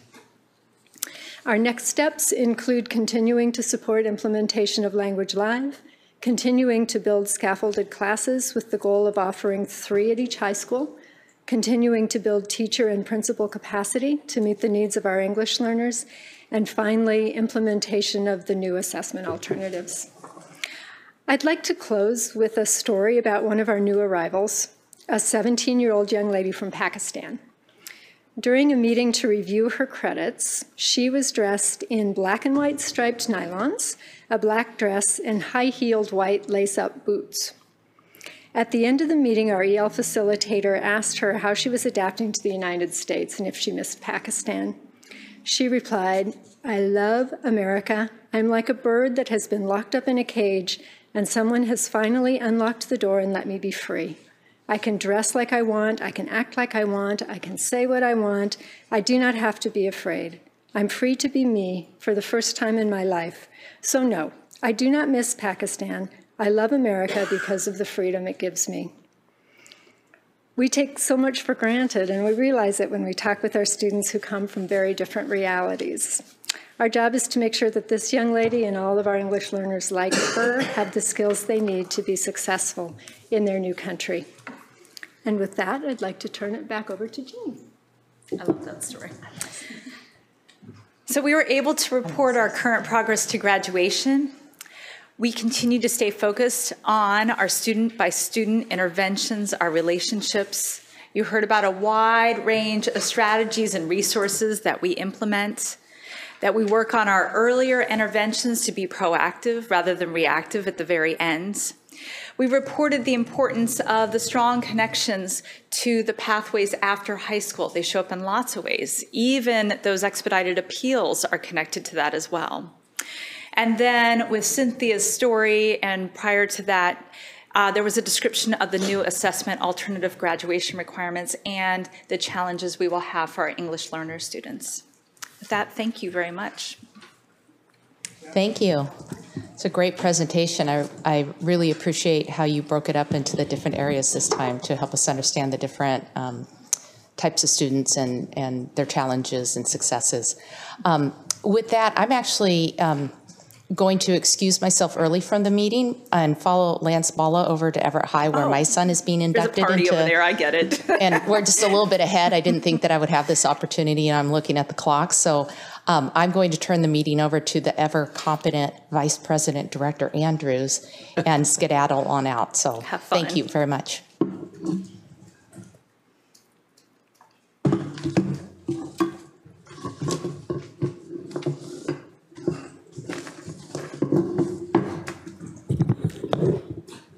Wasn't really expecting this. Here we go. Directors, comments? Shall we start with you, Ted? I really don't have any questions, but this is one of the reports I always look forward to. And each year, you just continue to see improvement in various systems. When we talk about a student-by-student approach, and the English language learner rates are impressive. And to look at those numbers, to see that they literally have doubled over a 3-year time span, and what we continue to achieve. It's just marvelous work, and really speaks to the entire team and the systems that are in place to ensure that each and every student is able to graduate on time. It's very impressive. Great job. Thank you. I would say that it's impressive for all of our areas. I mean, my goodness, for our comprehensive schools, from Sequoia as well. We heard from Greg Waddell.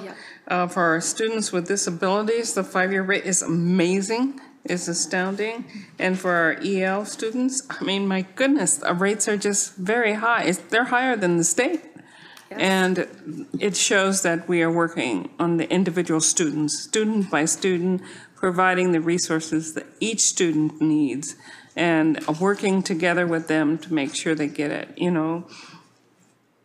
I can't say enough. That's the way to go. It's truly the way to go, and you guys are doing an awesome job doing it. And as a parent, I know that, some students don't get it on the first try, and sometimes, they need additional help where they need someone just to believe in them so they can continue to work at it. And so we're doing that. We're providing that support that they need, and I'm very appreciative of that. Thank you so much. And just keep it up. I do like the idea of red, yellow, green. My question again is, when we start looking at assessments, and we're taking on the Common Core and the Smarter Balance assessment, is that pretty much the assessment standard for every state that has the Common Core? So less students are going to be coming to us from the other states, not having met the assessments, or is that going to continue to be a problem? We will have an issue with students' mobility from other states probably for as long as we really monitor it that way, because different states, even if they were to choose the same assessments, and still there are choices out there, as we do, they may not use it as a graduation requirement. They may have very different graduation requirements, like one in civics. I mean, there's all sorts of things that they may add to theirs. So those students take assessments very similar to the ones we have, or the exact same ones. Not necessarily are they taking them for graduation, and hence they aren't always scoring perhaps in a way where if you knew you had to, rather than to inform practices to know where the student is. So I think that will be an ongoing piece. Okay, I do know that there are some accommodations for those students who are in military dependents. My concern is for those students which aren't, that keep coming to our state and are transferring or moving about. I mean, our country's becoming more and more global, and the fact that people move. But my concern are those students that aren't military, don't have the accommodations. Will they be pushed, and will they be able to meet the same requirements for graduation so that they can graduate? We do an outstanding job at making sure that they do fulfill those. So in addition to students sitting for assessments that would take place here, many times they're coming to us even if it's not exactly our assessments, and there's a tool through OSPI that lists exactly what might meet our requirements. And if they are seniors, there's a lot of appeals that can happen that we take care of naturally. A student doesn't have to really go to bat. We're already following up on that to ensure that they follow up.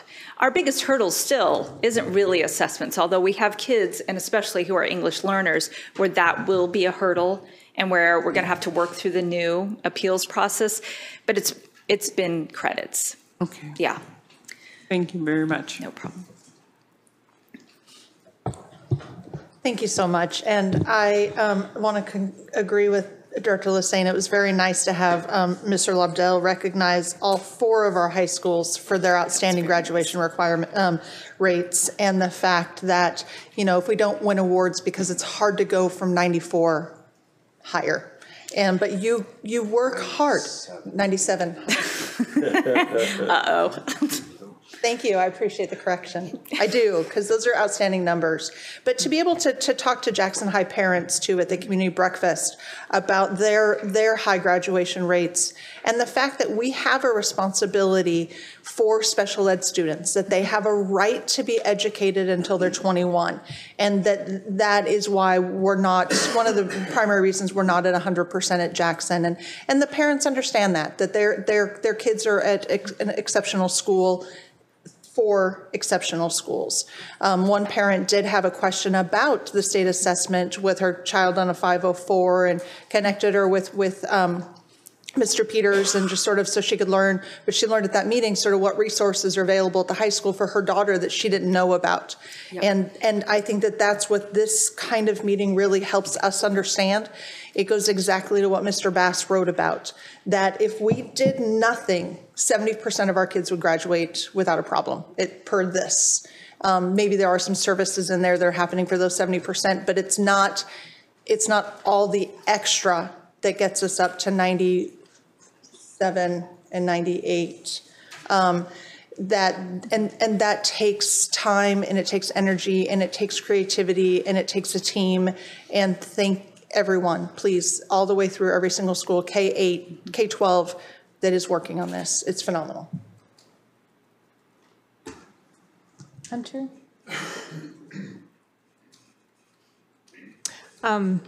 Excellent presentation. Thank you. Thank you. It was really interesting to hear about the extra supports for our students with disabilities, and really nice to know they're doing college visits. I liked that, the slide on showing their response to that. So the collection of evidence is not available for the class of 2018? Mm-hmm. Yes. Is that true? Okay. Yes. You have sort of a feeling as to whether it's going to be easier to fit or have students be able to graduate with these waivers, or is... Yeah, I think the waivers will be doable. Okay. And this will be our first round of that. But when we had a meeting earlier this week, I was working with success coordinators. We were working on the nuts and bolts of that senior assessment plan in OneNote. And really, it was an aha moment. That's really their portfolio. They're saying they have a plan that's college and career ready by offering one of those and documenting that they have been admitted or they have scholarship or the military. And as such, that's saying that obviously there's a place for them given all of their other qualifications. And it also, hopefully in a very positive way, gets kids out of sitting through more assessments. We will still need them to take as many alternatives as possible, and most of them will complete it that way. And that's what we found in the past.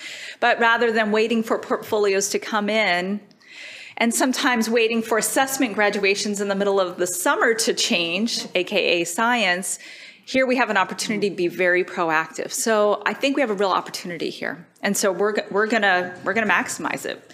We already had a third with very little effort who had applied, and we're gonna make sure all of them do. All of them will have a plan.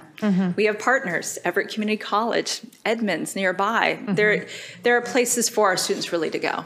Yeah. So it's not just to get to graduation, but they will probably go because we've had this moment with them in a different way than we might have otherwise. Right. So that's encouraging. Yeah.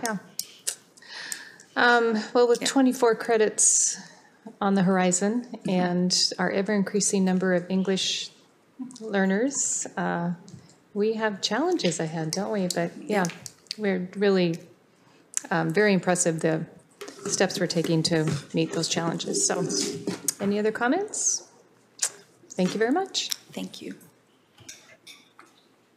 You know, I want to thank Jeannie and the team that put this report together. This is a little different take on this graduation status update for you, and I think we've worked awfully hard over the past several iterations of this report to give you some different perspectives, different angles, if you will, into the work that's being done to maintain and continue to increment upward that graduation rate. And I want to thank the team that did this.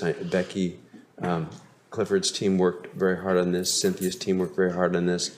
This is the kind of news that we're continuing to share out in the community about the quality and character of the team and what it looks like when folks work together and they're well aligned in their efforts. This is why we produce this kind of result year after year after year. And I appreciate the time you put into pulling all this together and the time that Dr. Stewart took polishing this process with you and getting the material in front of the board. It's very hard to get a window into what's happening at multiple levels, at multiple schools, you know, across the course of the past 6 to 12 months. And I think they've done a really nice job of giving you that insight without spending hours and hours and hours doing it. So thank you very much. Thank you. Thank you. That takes us to section 12.0, information discussion. And I don't see anything under that topic.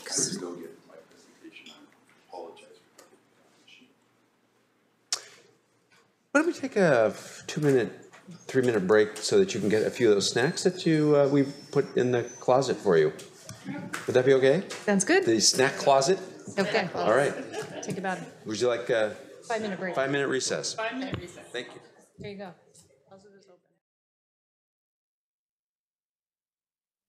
No. I know. We'll move on to section 14.0, which is approval of legislative priorities for 2018. Mr. Maury, would you like to present the proposed legislative priorities, please? Yes, I would, and thank you for the pause while I retrieve my presentation. Greatly appreciate that. I think that the way I would preface this presentation is that we've been talking about this since August 29th when we did a legislative outcome in our first sort of a view of what HB 2262 meant to us. We learned a little bit more between then when you reviewed the WASDA priorities at September 12th. And then as we talked before, our legislative priorities sort of merge along with our 5-year fiscal outlook. So I think to you this is going to be very redundant. But let's talk a little bit about the language within it. As you'll see, as the attachment, we are following a similar structure as before.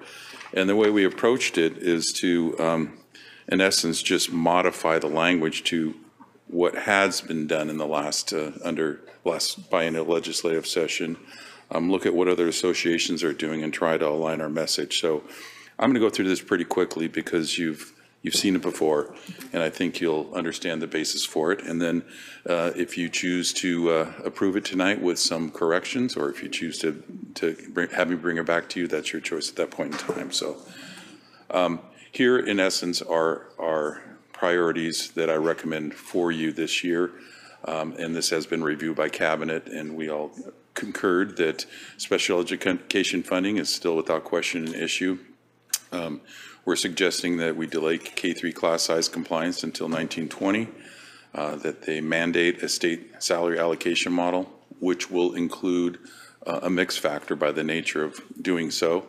And again, that they define basic education so we can at some point in time make a plan for our citizens on how our levy dollars are going to be used and report them accordingly. The next element is hold districts harmless from the excess cuts to levies, and we've talked about how Everett and some districts are in different ways impacted by the new levy model. And finally, all areas around school construction that we've had before, but first and foremost is pass the full capital budget tabled in 2017. So you'll see that section to be very similar with that one caveat. So as we've looked for fulfilling the state's paramount duty, you've seen this slide before, we still forecast a budget shortfall even with the new state funding to drop down to the $6 million range and then grow and grow and grow. We think that the legislators, when Dr. Cohn and I went down to Seattle, they understand it. We know that the Supreme Court relieved them of the obligation to specifically address it. Nevertheless, they know that there's a shortfall, and I know that Becky Clifford and Dr. Cohn went down and are part of the Safety Net Committee, and we're working towards making sure that they follow through. To the extent they can do so this legislative session, it's probably difficult. It's a short session. It's only 60 days, and so we're trying to lay the groundwork for what can happen in a larger session. We talked about K-3 compliance. They aren't fully providing the new state funding for salaries until 1920. So accordingly, requiring us to actually hire the teachers that you're not fully funding, you should also delay that to 1920. We're going to do our best to get the positions in place, but that may free up some funding to, for example, buy some portables. We don't know, but nevertheless, this is a common request for districts going forward. The next one is the salary allocation model. We've talked extensively with you about that. We needed a basis that keeps some commonality between different districts and that's consistent throughout the state, and that also by nature of it recognizes that teachers over time both have experience and credential growth in the system rather than no salary allocation model at all. Let's not go backwards, let's go forward. And finally, define basic education. We've talked before again about the limited, instead of defining basic education, which we are 80 to 85% salaries and benefits, and without a definition of what a work year looks like, what a job description is, we're left with actually no framework, and the simply saying it's extracurricular activities, extended days, additional course offerings doesn't give us the opportunity to recognize that what we're paying our educators now and the work they do, the state has not fully funded, and we have to rely upon the levy to accomplish that. Hold the district harmless for the new levy formula impacts. Really what you'll find, and we've talked before about the great inequities of where this simple model has a district just south of us, Bellevue, with same number of students but can collect 20 million more. That's substantial. What we find as we go forward, I'm sorry, and I've also shown how this model currently under the regionalization factors, we get 24% more than neighboring districts, and it starts to taper down to 18%. And therefore, we can demonstrate, and it did demonstrate to those legislators, that the current model cuts too deep for Everett, and this is a perfect example as to why. Construction and simple majority, kind of combine those two. First of all, as we mentioned, past the full capital budget, there's $1 billion, of which we know $2 million is earmarked for Everett High, that is waiting for them to resolve their differences around an issue in Eastern Washington. Send the voters a constitutional amendment to provide simple majority. There is now added potential, added need, because the Supreme Court also said McCleary didn't require you to provide the building construction dollars. So if they're not willing to fund it, and the court has relieved them of that obligation, then I think that's added leverage to say that now's the time. If you're not going to fund it, let us work with our communities. Don't deny us access to additional educators in K-3. K-3 class size construction, make an effort, start and provide some funding for districts that need it the most. And then the funding allocation formulas, we know, as Mr. Gunn has told you for years, about how short, how small buildings would be if we actually built them to the standard of their per student allocation amount, and the cost per square footage, of course, as you've talked about in the capital bonds, is woefully short of what it actually costs. And that simply just funds that state match, or we call it state construction assistance dollars.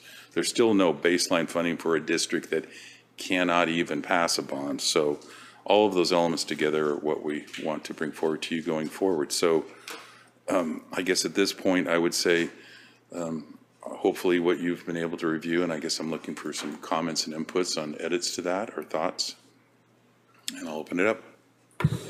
Oh, I'm sorry, I guess I do have a summary. It goes back to this same fundamental, and I wanted to leave you with this page as you discuss, have any questions or discuss any modifications that you might need. Director Andrews, may I ask a question? So when I was at the last WASDA regional meeting and talking to some WASDA staff about the simple majority for bonds, was told that it is possibly a non-starter for the reason that the state would quote unquote go broke if we went down to a simple majority because of all the construction. But I'm thinking that that's sort of not a true statement, because they only reimburse us for what we modify, not what's new, and we can only ask for from the taxpayers what they will take under a burden with the tax rate. So why would somebody at WASDA think the state would go broke with a simple majority? Have you heard such a thing? Based upon what you said, okay, if more districts are able to pass bonds, they need to allocate more state construction assistance dollars. And it's likely those districts that never could pass bonds have a much higher eligibility, a much higher match ratio. So they would have to increase the pot or change the state construction assistance rules. So it is, so, because, well, like the federal way bond was mostly remodels, I believe. It wasn't a lot of new schools, so they could be eligible for a lot more state match. And if it had passed at a 50% rate, that could be very expensive for the state. So that if they do take us down to 50%, then they do need to increase their pot of money for construction. If they want to match at the same rates and the same ratios that they have, more districts will be able to be eligible finally, and many of them are well deserved, and many of them are likely to get construction assistance dollars for all categories, because it's been so long. I think of my in-laws in Prosser and how long it took them to finally pass a bond to get a high school. I just think that I'm looking to Gary and Mike to say, you think that's pretty much what we're talking about here? Well, I appreciate the fact that you're answering the technical aspect of the formula-related portion of the question.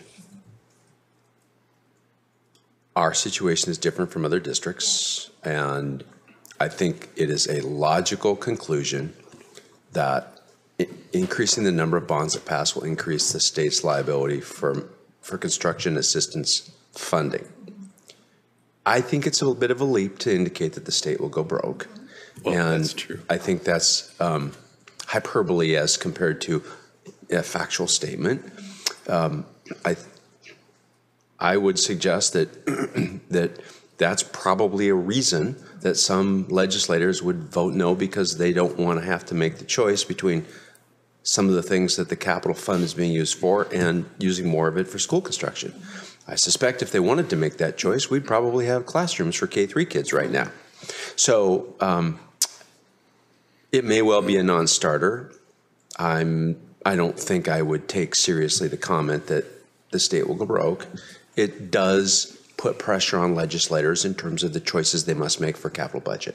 And I absolutely support a simple majority of 50 plus 1. So I was just questioning it. The second thing is, when you were meeting with the legislators about salaries, when I was at WASDA listening to a couple of the legislators that were on the committee for getting this budget finally done with the increase in funding, one of them said to the effect of, they've given the school districts a pot of money to divide up how they want for salaries. And at the regional meeting, one of the school board directors said, well, yeah, so we're just going to hire cheaper teachers because that way we can divide it up better. Were you able to talk to them really about the cost of our staff and therefore how much money we need based on the cost of our staff, not we're giving the districts a pot of money and you divide it up? I mean, how does that happen? We in that particular meeting that Jeff referenced, we did not spend time talking about Everett's pay structure. Okay. We did spend some time talking about the areas, in addition to salary and benefits, that that we're all struggling with, and the special ed priority, some of the other areas that they believe they funded. And it may be well that the courts agreed with them, but in fact, our data shows that, we're not fully funded in those areas. And we, in particular as well, spent time with them on the levy inequities, that the formula choice and the switch flip within it that creates, with Everett and Bellevue, for example, being prime examples in terms of Bellevue under that levy model being able to raise $20 million a year more for the same number of students as Everett. The whole issue of leaving the state salary allocation model and creating 295 different salary schedules is, from my perspective, one of the major issues that the legislature will need to reconfront. Some legislators are very clearly of the opinion that it's done, we did it, it's up to you all now. That's what I heard. And I think the statement that you've made with regard to the protection against ageism and age discrimination being removed at the state level is a valid concern, and one that I don't think legislators ought to walk away from. So I think the large question is whether or not they'll be willing to address that at all in a short session, and the extent to which they're going to allow the state to go through massive bargaining turmoil for which there is considerable potential before they come back and address that question. And it may be that they choose not to address it again. It's really hard to predict what they're going to do on that question. Okay. It is very clear that the Supreme Court has said, you're not done funding salaries and benefits. And we're going to retain jurisdiction because we're going to hold you accountable for that one, and we're going to force the issue. I think every interpretation that I've heard or read of the court's action clearly points that out. Okay, thank you. I hope that answers your question. It does, because I think our priorities as we have here, I agree with, and I just wanted to clarify a couple of things just for argument's sake, so thank you. I would just add that with our local legislators, they clearly understand. We showed them the 3 percentages in that originally you've met the intent, but as regionalization fades out, we're relying too much again on levies again. So our local legislators understand. Okay, thank you. And forgive me if I'm blunt. The older I get in this business, the less inclined I am to mince words on really, really important issues. Well, They're going to affect our teachers and the quality and character of education in our state. Absolutely, and that's where it was coming from. Was our teachers are well educated and long serving and need to be recognized for that. Any other comments? I have a question regarding the delay, excuse me, regarding the delay of the K-3 class-wide compliance until 2019-20. Was the compliance required by 18-19, or was it required by this year? No, right now under 2242, it begins next year. Next year, 18-19. And I want to make sure it's not that we don't think that's a good idea. It's that they haven't funded the salaries fully yet, so they're putting more burden on us at the same time they're kicking the levies out from underneath, and they haven't provided classes, physical facilities. Right. So we'd also like them to consider some other ways of getting to an adult-student ratio for those districts that can't pass bonds right now. I mean, it seems like there needs to be some flexibility, if you will, or some allowance for districts being able to get there, even though it's an important objective. It's an important objective, but I don't understand how 1920 is going to benefit us, because there are several things that won't change coming from the legislature in this short period, this next session. How is that going to benefit us even more? Because one, they will provide more staff funding, so it won't rely upon our levy to the extent it would in 18-19. 2, there's a rational reason to request them to do it. And 3, that puts them into the overall biennial budget where they'll have a broader and deeper look again at the solutions.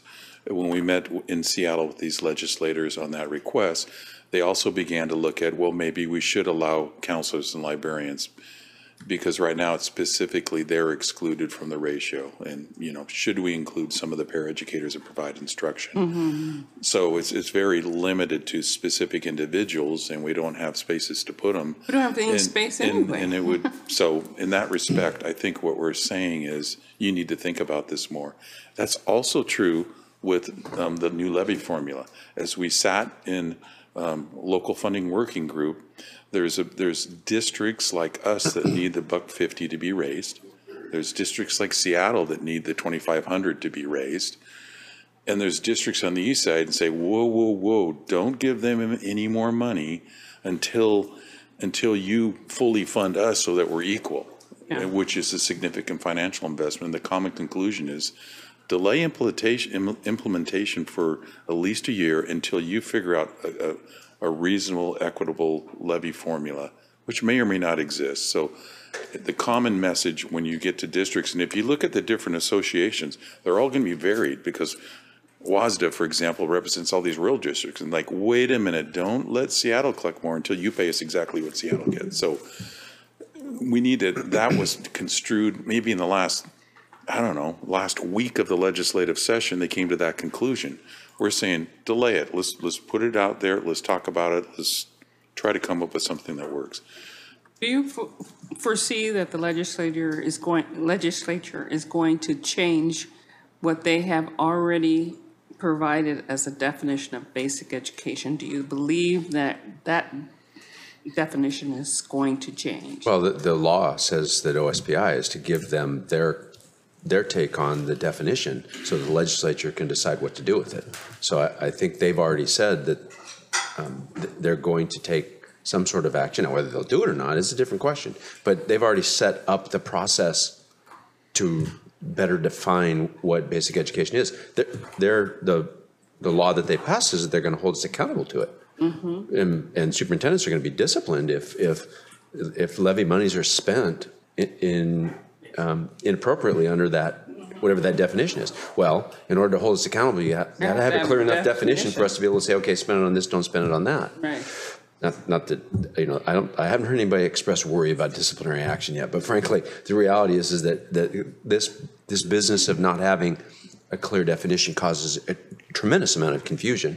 And we like to be able to explain to the folks who are voting on our levies what it's for, and we don't want the state auditor coming back later and saying, naughty, you didn't spend it on, this definition when the definition didn't exist. So we're very concerned about knowing what the rules are and being able to play by the rules so that we're all playing fairly. Does what we've written for you reasonably represent what your priorities are based on all the discussions we've had? Or would you like another meeting to think this over?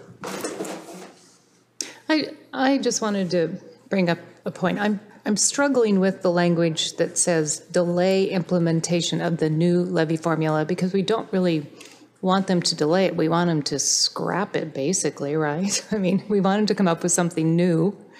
I mean, so we want them to maintain the policy under ESB 5023 and develop a more workable solution. Or something.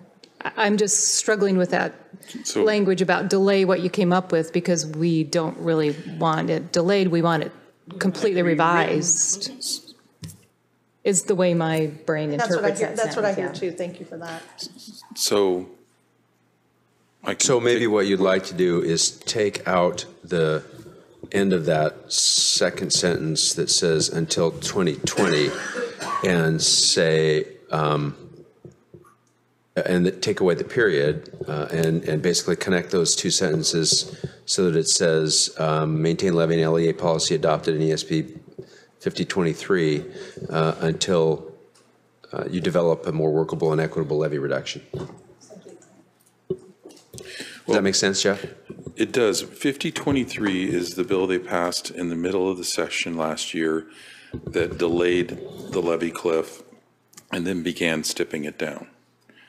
So it basically delayed it from 18 to 19, and then it began stepping it down. And the districts felt that we can deal with the 24%, and that would hold us. So if we just had them erase comment in 2242, then we would fall back under what the previous law stated.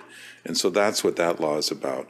And the reason I put this in here is in this way is it's almost the verbatim language of the local funding working group, because it's, in essence, it's saying, look, just wait a year and we'll figure it out together. So I just want to tell you why 5023 is in there, because that basically delayed the levy cliff and then started stepping in terms of their policy statement, is that level of detail necessary? No.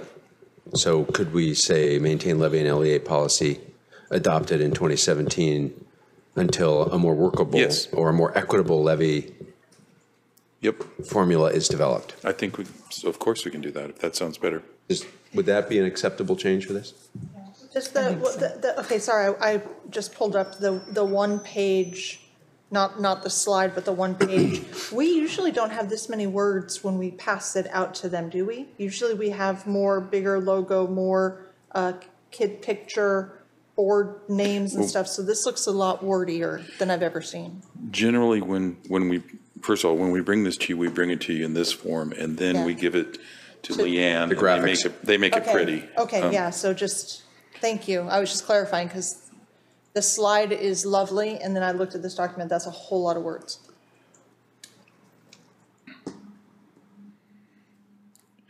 It is more prescriptive than in the past.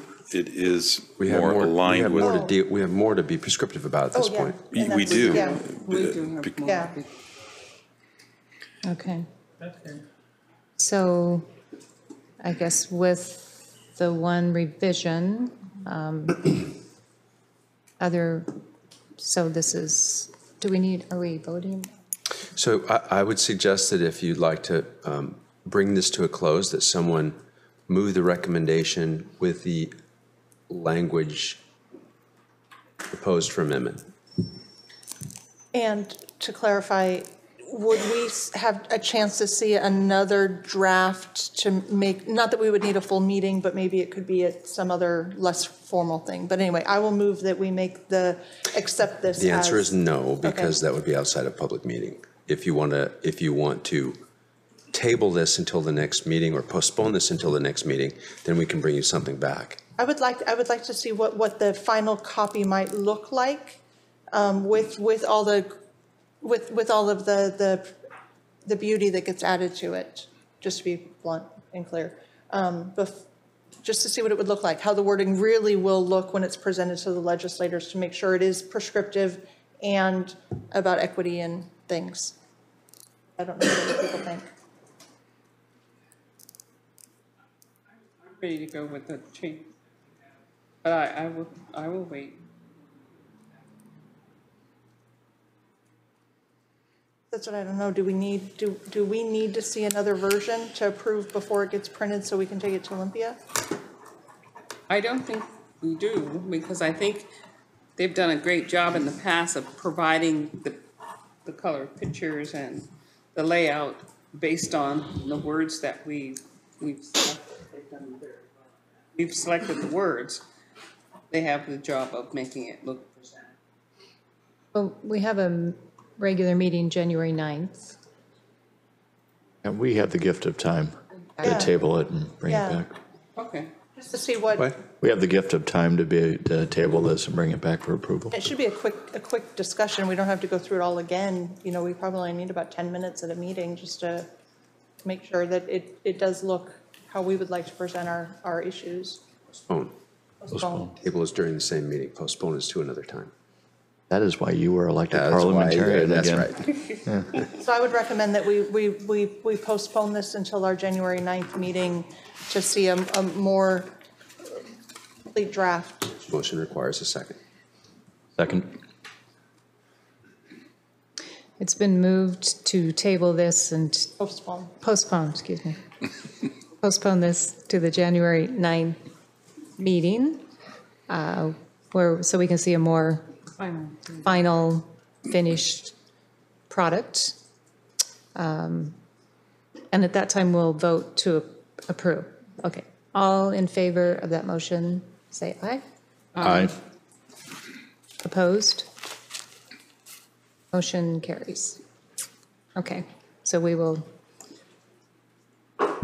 see that at the January 9th meeting with those revisions to the levy paragraph. Okay. Yes. Okay. So now we're moving on to section 15.0, upcoming agenda items. Dr. Cohn, would you like to describe those? Yes, item 15.1 is your regular meeting on January 9. You have a strategic progress monitoring item. It's on early learning program, on our early learning program, and it's an update on our progress. You have a policy review item. It's your annual regular meeting schedule for 2019-20. I find that when we call that 1920, it takes us back a century. It's the first reading on a calendar for a couple of years out. We try to keep your calendars a couple of years out for planning purposes. You have a number of general operating business items, your first quarter financial report, a November financial report, which would round out your first quarter. You have legislative priorities. Oh, look, we've anticipated a second item, a second time on the agenda. A Penny Creek PTA gift, a Mill Creek PTA gift, and that is at this point what we have on the agenda. It is entirely possible that Mr. Fleckenstein will have some policy items for first reading. We'll see. Item 15.2. I do have a question. Really? On the Penny Creek PTA gifts, those were in our consent agenda. Are those new in addition? That's what I was going to just ask too. Thank you. They could be, or they could have been put on this agenda and we didn't take them off your plan. Oh, okay, gotcha. We'll investigate. Okay. Investigate. And flog accordingly.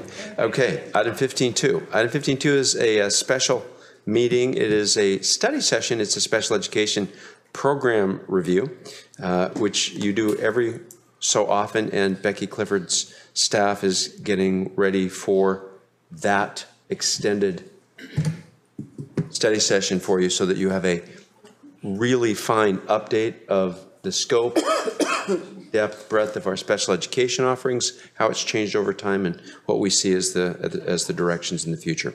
And those are the two items in upcoming agenda. That meeting is that a 4 o'clock meeting? January 16? 4:30, yeah. Okay. It was a 4:30 meeting, yes. And that brings us to section 16.0, executive closed session. We will not have an executive closed session this evening, so we are at 17.01, adjournment. So I guess we will be seeing some of you before the holidays, but happy holidays to all the rest of you that we won't see. December 5th, it's around the corner. This meeting is adjourned. Thank you.